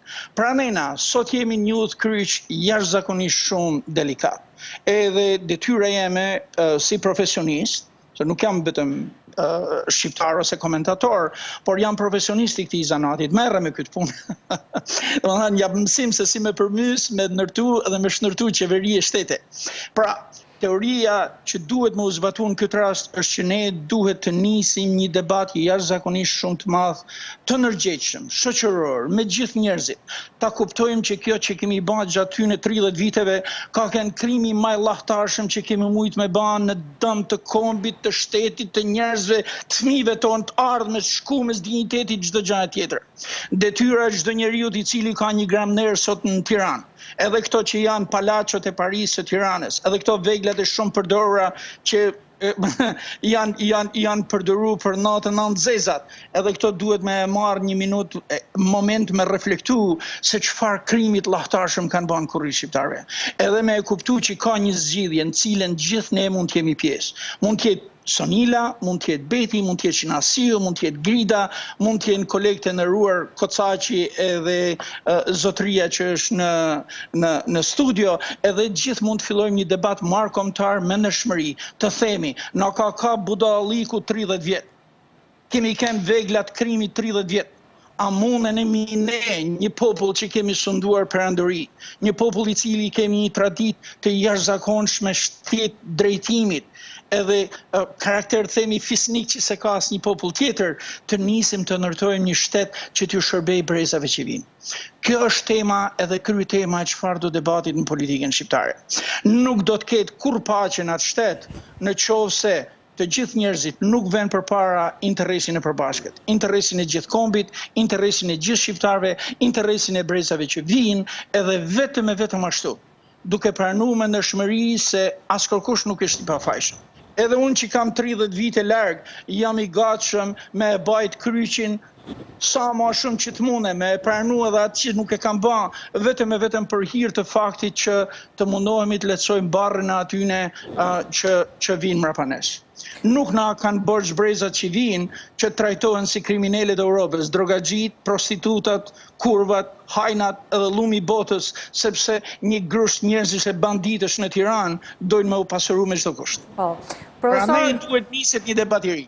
Po, ju kuptoj. Profesor Shirasi Rama, ju falenderoj shumë për këtë lidhje të drejt për drejt me Skype nga Shtetet e Bashkuara të Amerikës. Pra, profesori sugjeroi disa zgjidhje se si shqiptarët mund të ecin përpara, se si mund të largohet kjo klasë politike, por e thënë kur e dëgjon duket e lehtë, pastaj në gjithë në thelb ka të drejtë, profesor, se këto janë problematika që ne i shohim për ditë etj etj. Ajo që mendoj është se kemi 30 vjet që kemi të njëjtët thuajse të njëjtët aktorë politik intelektual në mënyrë urgjente në pushtet. Kjo klasë politike del ngadalë duhet iki, duhet i lëri vendit një brez i tri. Brez i tri nuk po them brez i ri me mosha, them një brezi i cili nuk është implikuar në politik, dhe nëse ne nuk ndërrojmë taktik, pra të sjellim intelektual, teknik, tek e fundit e di çfarë është shteti? Shteti është biznes, që do të thotë gjysmët e parave të popullit kalojnë si investim publik. Këto investime publike menaxhohen nga njerëz që nuk kanë as shkollë, që nuk kanë as dëshirë, as din, as duan. A është e padrejtë kjo? Po. A do bëjmë shtetën në këtë formë? Jo. Atëherë në këtë aspekt është urgjente që të vijë një klasë profesioniste në pushtet, duhet ndryshuar sistemi elektoral për këtë, sepse me ndryshimet kushtetuese të 2008-s, partitë politike kanë bllokuar sistemin, që do të thotë nuk lejojnë konkurrencë, nuk lejojnë futjen e të tjerëve, si thua, që të konkurrojnë për pushtet dhe duhet ndryshuar me një ndoshta proporcional Partia Demokratike të paktën është angazhuar opozita që të ndryshojë. Po Elena, po ka një problem edhe këta intelektualet. Ne po të marrë shifrat. Jo, nuk është puna vetëm nuk duan, po më mirë nuk duan. Nuk duan të implikuar. Shiko, Elena, se dhe ne e dëgjoj dhe zotin Shinasi dhe ne rrisim fëmijë këtu, jetojmë këtu. I dim ne këto gjëra më mirë se kush është ai kaq mazokist që do të jetojë në një vend ku e pranon këtë lloj domethënë për konstatime jam okej. E dyta, zoti Shinasi Rama haron tjetrën. Ne sot jemi në kushtet kur sa shqiptar kanë ikur dhe në vitet e fundit ka një problem shumë të madh me migracioni, që ata që ikin janë njerëzit më të formuar, janë njerëzit më të shkolluar. Dhe çfarë ndodh? Kur ne na përgjigjet kryeministri, unë kam qenë në sa studio edhe me njerëz të tjerë të majorancës, do thonë Sonila, ky është një fenomen i kudo gjendur e tjerë. Unë kam hyrë dhe kam parë engas politikat e Kroacisë, të Italisë, të Bullgarisë, për rikthimin e trurit në vend. Ne kemi pasur projekte për brain gain, thirrjen e trurit, të cilat në një mas kanë dështuar. Shumë njerëz që jetojnë sot në Shtetet e Bashkuara të Amerikës, kur zoti Shinasi Rama, erdhën, u sollën madje edhe nga kjo majorancë, me idenë për ta hapur sistemin, për të sjellë mendje, ku janë? Po janë të të bëjmë një listë tani të njerëzve më të mirë, ose janë sprovuar të emra të cilët u fritën nga majoranca, që do të fritën për të qenë ushtar. Eksakt. Që do të thotë, këtu ka një strategji të përgjithshme e cila ka ndërtuar jo vetëm bllokimin politik, se këtu nuk është i bllokuar vetëm sistemi politik për të hyrë forcat e reja. Ti ke bllokuar, siç thash, për të hyrë në sistemin e drejtësisë gjithë ata të rinj që i ke jashtë, që ke miliona shqiptar jashtë, të shkolluar që nuk të hyn dot. Ty nuk të futen dot në administratë publike, sepse nuk përdoret ligjin, nuk të futen në administratë publike, nuk ju konvertohen diplomat, nuk gjenden mira mekanizma që në këtë vend thithja e trurit dhe çfarë ndodh? Sa më shumë njerëz ikin, shkatro dhe arsimin, i cili është, le të themi, furnizuesi kryesor i mendjes e intelektualëve të tjerë kështu me radhë. Dhe çfarë, kjo është e gjitha një strategji. Kështu që është e kotë ti thuash le të hap, domethënë të ngrihen të gjithë shqiptarët në një revolucion. Ja ku janë, ja ku është teatri, i cili nuk është një pasqyrë prishjes së një ndërtese. Është se çfarë të bën qeveria, po të dojmë listë special që nesër do të vinë në derën tënde. Po sa na ka dalë zëri ne për gjyqje arbitrazhit humbura që sot kushtojnë nga 140 milionë euro. Ja pra nuk janë shqiptarët. Pse? Sepse ata që ikin beti e shfaqin formën e protestës në këtë formë. Na pëlqen apo nuk na pëlqen? Me mos votim dhe me ikje. Me mos votim dhe me ikje. Ndërsa ata që mbeten, lëri me arsim të dobët, lëri me shoqëri civile të shkatruar, lëri me shkatrim të meritokracisë, si do motivohen, nga do merret kjo oksigjen dhe dalim ne që jetokemi këtu, se shohë pas ne jemi të tërë që kemi bërë kompromise për të jetuar në një formë tjetër. Dhe ata që na shohin në distancë, paragjykojnë eksaktësisht ne që flasim këtu. Zoti Shinasi e kishte me studion që ishte këtu, por nuk kupton rëndësinë e jashtëzakonshme që ka një strategji përballë, ne jemi individ. Ne sarim, ne zbëjmë, sot u mblodh zonja Kocaqi për të bërë një forum intelektualesh. Sa think tank e intelektualesh që mendojmë po një lloj, që mblidhemi. Sa jemi të organizuar? Sa mblidhemi për të dhënë këto ide dhe të ushtrojmë presion? Shtetet e Bashkuara të Amerikës e kanë futur lobimin në ligj, që ti ngre think tank që ndryshojnë ligje gjatë kohës. Ne se kemi bërë dhe ne po mundohemi pa angazhim bëmi forum intelektual për të dhe që të shërbesi prej grup. Sa për të plotësuar, mendoj që zoti Shinasi Rama ngriti një problem themelor, që është problemi i shtetformimit. Dhe unë do të vazhdoj aty ku Sonila e preku me argumentet absolutisht objektive dhe të vërteta. Ka tre mënyra për ndërtuar një shtet funksional. Një mënyrë është përmes dhënies fuqi atyre që kanë një investim politik për të bërë, që është një vot. Për shembull, ne në Zvicër nuk dimë me siguri emrin e kryeministrit, por dimë që ata bëjnë diku rreth 90 referendume në vit. Ose se pyetet populli atje. Tu s'pyetet populli, s'ke bërë një referendum që kur është bërë kushtetuta. Kjo është një mënyrë. Një mënyrë e dytë është përmes edukimit. Ne kemi vende të cilat janë lider në inovacion teknologjisë, Norvegjia, Danimarka, por për fat keq këtu, siç me të drejtë Sonila e konstatoi, arsimi ka marrë një goditje, do të thosha fatale. Që pas 2025? Le të jemi të sinqert, fëmijët tanë ne nuk do të donim të arsimonin më në Shqipëri. Pra, punojmë ndoshta më shumë në mënyrë që të kemi mundësi që në kohën e duhur ti mundemi të kryejmë kushtet. Arsimi lart ka marrë më tepër goditje se çdo gjë. Ai profilizon dhe aty bëhet diferenca midis atij që merr një arsim detyrueshëm, që është detyrim i Republikës dhe i Shtetit. Sigurisht, formimi bazë. Mënyra e tretë është qarkullimi i elitave për të ndërtuar një shtet funksional. Për shembull, Shtetet e Bashkuara të Amerikës, ku normalisht nuk mund të themi që janë pa diskutim më të shkolluarit në planet, por nga ana tjetër ata kanë gjetur një sistem funksional ku elita mund të qarkullojë për shkak se dhe votuesi prodhon mas kritike. Pra, votuesi nuk manipulohet. Unë kam frikë se në Shqipëri ne po hasim problemin më themelor dhe më kritik të shtetformimit. Këtu ka ngelur një mas shumë e vogël që nuk bën mas kritike, më vjen keq ta them, por që mund të blihet Sonila. Sigurisht nuk jam idealist, patjetër. Me dhe idealist, po dhe e ka çuar në nivel të tillë ekonomik ai që ta bleja. Sepse bie shumë lirë. Për ta thënë në mënyrë metaforike, mendoj që duheshin pak kilometra autostradë për të blerë pushtetin. Për ta blerë, ja, kështu siç po e themi, pra nuk është metafor kjo. Jo, është vërtet. Pra një rrugë $250 milion, 17 kilometër, në cilin vend botës mund të teorikisht dhe praktikisht. Dhe këto lekë i paguajnë njerëzit. Me disa kilometra rrugë këtu mund të ndryshosh, po themi, mund të kesh diferencën e duhur për të bërë mbretin, për të bërë pushtetin dhe për të mbajtur pushtetin. Pra, këtë e kanë bërë dhe me kushtetutë mbretin, nëse ne kemi mbret në partitë politike me kushtetutë. S'ka mos, ata kontrollojnë gjithë shtetin. Problemi themelor është shtruar sot në tryezë, është shtruar sot në diskutimin e madh publik, pra është teoria e shtetformimit. Unë jam dakord, sot demokracitë, sidomos demokracitë liberale, kanë një baticë në të gjithë botën. Pra ky është problem gati klasik që po diskutohet. Por nga ana tjetër në Shqipëri ne prekim për ditë se ju me drejtë thatë ja ku është teatri, ja ku janë ligjet që nuk janë 16 ligjet kthyer nga Presidenti i Republikës. Rezistencë ka mjaftueshëm, nuk është se s'ka, por është sistemi që nuk bie, nuk ka mekanizmin për ta rrezuar. Sistemi e ka kap dhe nuk do të dinë se votojnë. Nuk kemi elementin që e balancon dhe teston. E them tek këtë dhe mbaroj. Më vjen keq të ndaj atë që unë e konstatoj edhe për shkak të pozicionit. Dikur kam qenë gazetar, gjithmonë kam qenë në opozitë, gazetarët janë të tillë, sot jam në shoqërinë civile dhe punojmë shumë me gjykatat, me bashkitë e kështu me radhë. Më vjen keq ta them që hapësira civile në Shqipëri ka pësuar gjithashtu një tukurje të jashtëzakonshme. Unë më vjen keq që këtë herë për shembull në vitin 2007 ne kemi pasur aktor shumë vital të shoqërisë civile që monitoruan dhe mbikëqyrën zgjedhjet e përgjithshme parlamentare. Në këto zgjedhje ne nuk kemi pasur monitorues vendas. Dhe kemi një centralizim. Nëse zgjedhje Gerti, të lutem tani. Gjithsesi, ne do të presim tani, pra Audrey Glover do të dalë pas disa javësh të na thot verdiktin. Pra kemi arritur është mision rekomanduese, nuk është dhe as verdikti. Dhe në asnjë vend të Evropës nuk do të këto gjëra sepse ato mbaron zgjedhjet brenda ditës. Dhe ai mision nuk do dali të thotë si u monitoruan zgjedhjet, do thotë çfarë kushtesh u zhvilluan votimet që do duhet të ishin zgjedhje. Dhe këto rekomandime për të ardhmen. Çfarë do lloj impakti që të ketë raporti përfundimtar i OSBE-Odirit? Ato nuk kanë të delegitimoj i gjykata kushtetuese, e thot vetë raporti. Procesi përgjithësi është jo legjitim. Për këta që i ka zhvilluar zgjedhjet është legjitim, kështu që përcaktimi legjitim jo legjitim e po gjykata kushtetuese e cila nuk unë besoj vetë raporti, se kjo është revizicion. Vetë raporti i Glover thotë që duhet gjykata kushtetuese ta vendosë. Po këtë mendim ka, sepse është normal. Dhe në 13 i ke zgjedhje të tjera, ke një komision qendror zgjedhjesh që thotë unë kam bërë zgjedhjet në 30 qershor dhe nuk kam punë të bëj zgjedhjen 13 tetor.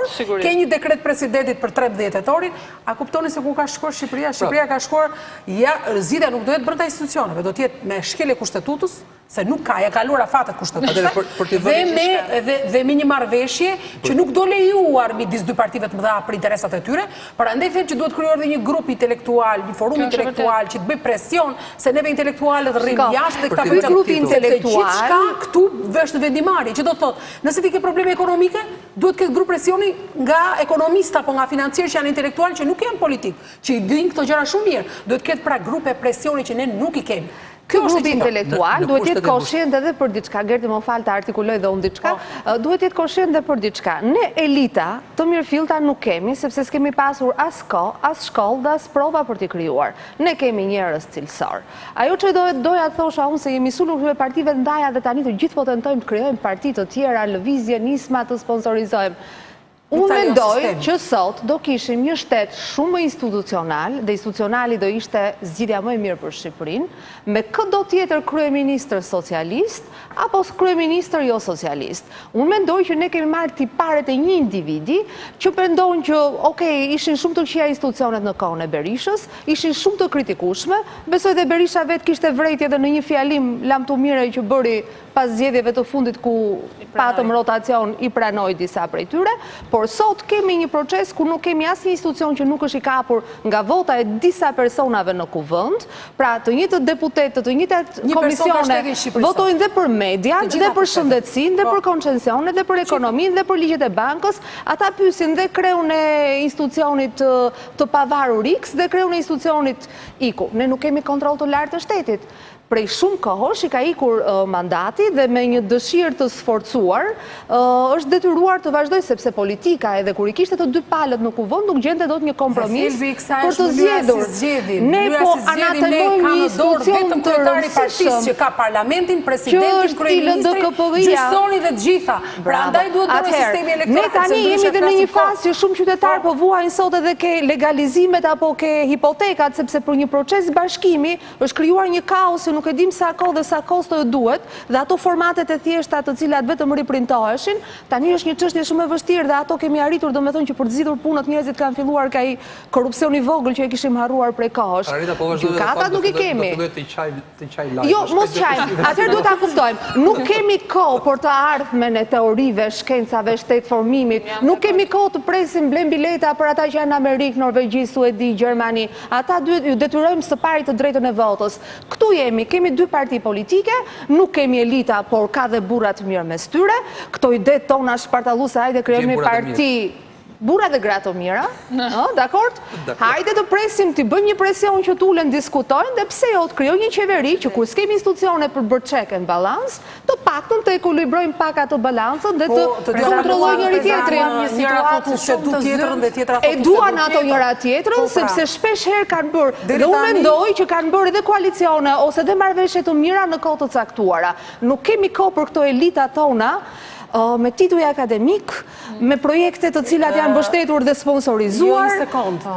Çështja është se ne nuk kemi nevojë të kemi tre parti kryesore në këtë mejdanin politik. Janë jashtë pushtetit ai shtet s'ka. Nuk i kemi kaq jashtë. Ti e ke këtu. Nuk e nevojë, ke plot ekonomist, që socialistët mund qeverisin dhe me një kryeministër tjetër. Po ti e merr ministrin tralala dhe këshilltari i tij 22 vjeç, 23 vjeç. Atë këtë po them pra, të mos fantazojmë për ministra nga diaspora dhe nga disidenca se si kemi. Edhe diaspora të bëjmë një presion socialistë lëviznë në mënyrë monolite. Ky është problemi. Ne nuk duhet të përjashtojmë edhe ata nga po edhe kur kanë ne nuk duam të dëgjojmë, ne bëhemi pjesë e debatit. Shumë dakord. Nuk do të kemi frikë njerëz të zgjuar dhe ditur. Ata të gjega personat që nuk dinë nuk janë. Pse u do i zgjuari elita dhe i dituri duhet të rrim pak larg zonja Eleni, sepse profesori i cili është domethënë një ekonomist i një që ka marrë universitet i shkëlqyer të pak Universitetin e Tiranës, nuk duhet kemi frikë sepse Sonila e di është profesore atje se sa vështirë ka qenë të pak deri 2005 të merrje një notë 8 dhe 9 dhe 10 është shumë teorike dhe shkolla jonë, kështu që mos më shpresojmë kaq shumë. Sistemi arsimor degeneroi pas 2005-s me dhënien e diplomave nga gjithë universitetet, po e paguajmë tani, do ta paguajmë 30 vjet të ardhshëm në momentin që në këto 10-15 vitet e fundit, kështu që të bëhemi realist, mos flasim për teori shtetformimi, mos flasim për forca të reja, të cilat po i sponsorizojnë, të flasim për teori shtetformimi. Hajde të bëhemi realist, kemi tre parti politike, hajde të ulemi, bëjmë presion politik. Ne që pak merrim me mësimdhënie. Të dalin numrat 2.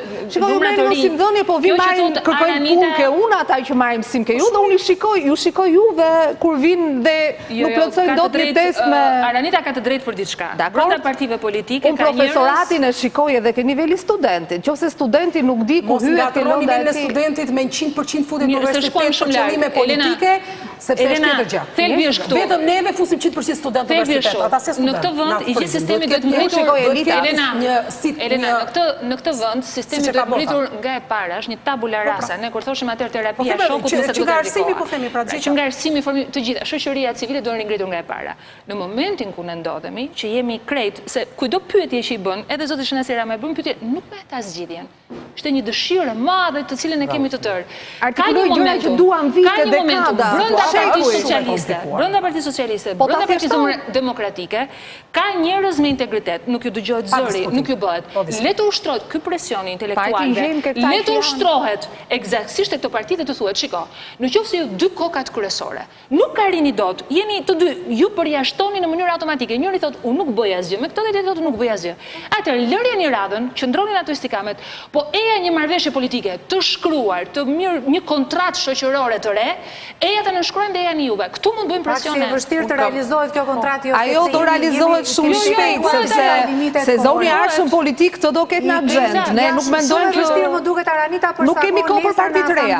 E Partisë Socialiste do të rikonfirmohet sërish zoti Rama për zgjedhjet e ardhshme. Megjithatë, Partia Socialiste modelin që kryetari i partisë ri kryetar dhe kryeministër bëhet një tjetër e ka. Kryetari i Partisë Socialiste i di që është kryeministri dhe zoti Rama do të jetë i. Prandaj po them presion nga jashtë nga brenda, se Partia Socialiste janë të tërë në rresht tani. Nuk dëgjoj. Do presim vjeshtën. Sistemit elektoral ose unë jemi në listë, ai nuk bëhet deputet, nuk bëhet Elena Kocaqi, faleminderit Gjergj Sheva, Aranita Braj dhe si gjithmonë Sonira Meshtor në studion tonë. Nderuar televizionistë, falenderoj që na keni ndjekur në këtë transmetim të drejtë për drejtë në Radio Televizionin Ora. Do të shihemi sërish nesër në mbrëmje në edicionin e orës 20. Mirupafshim.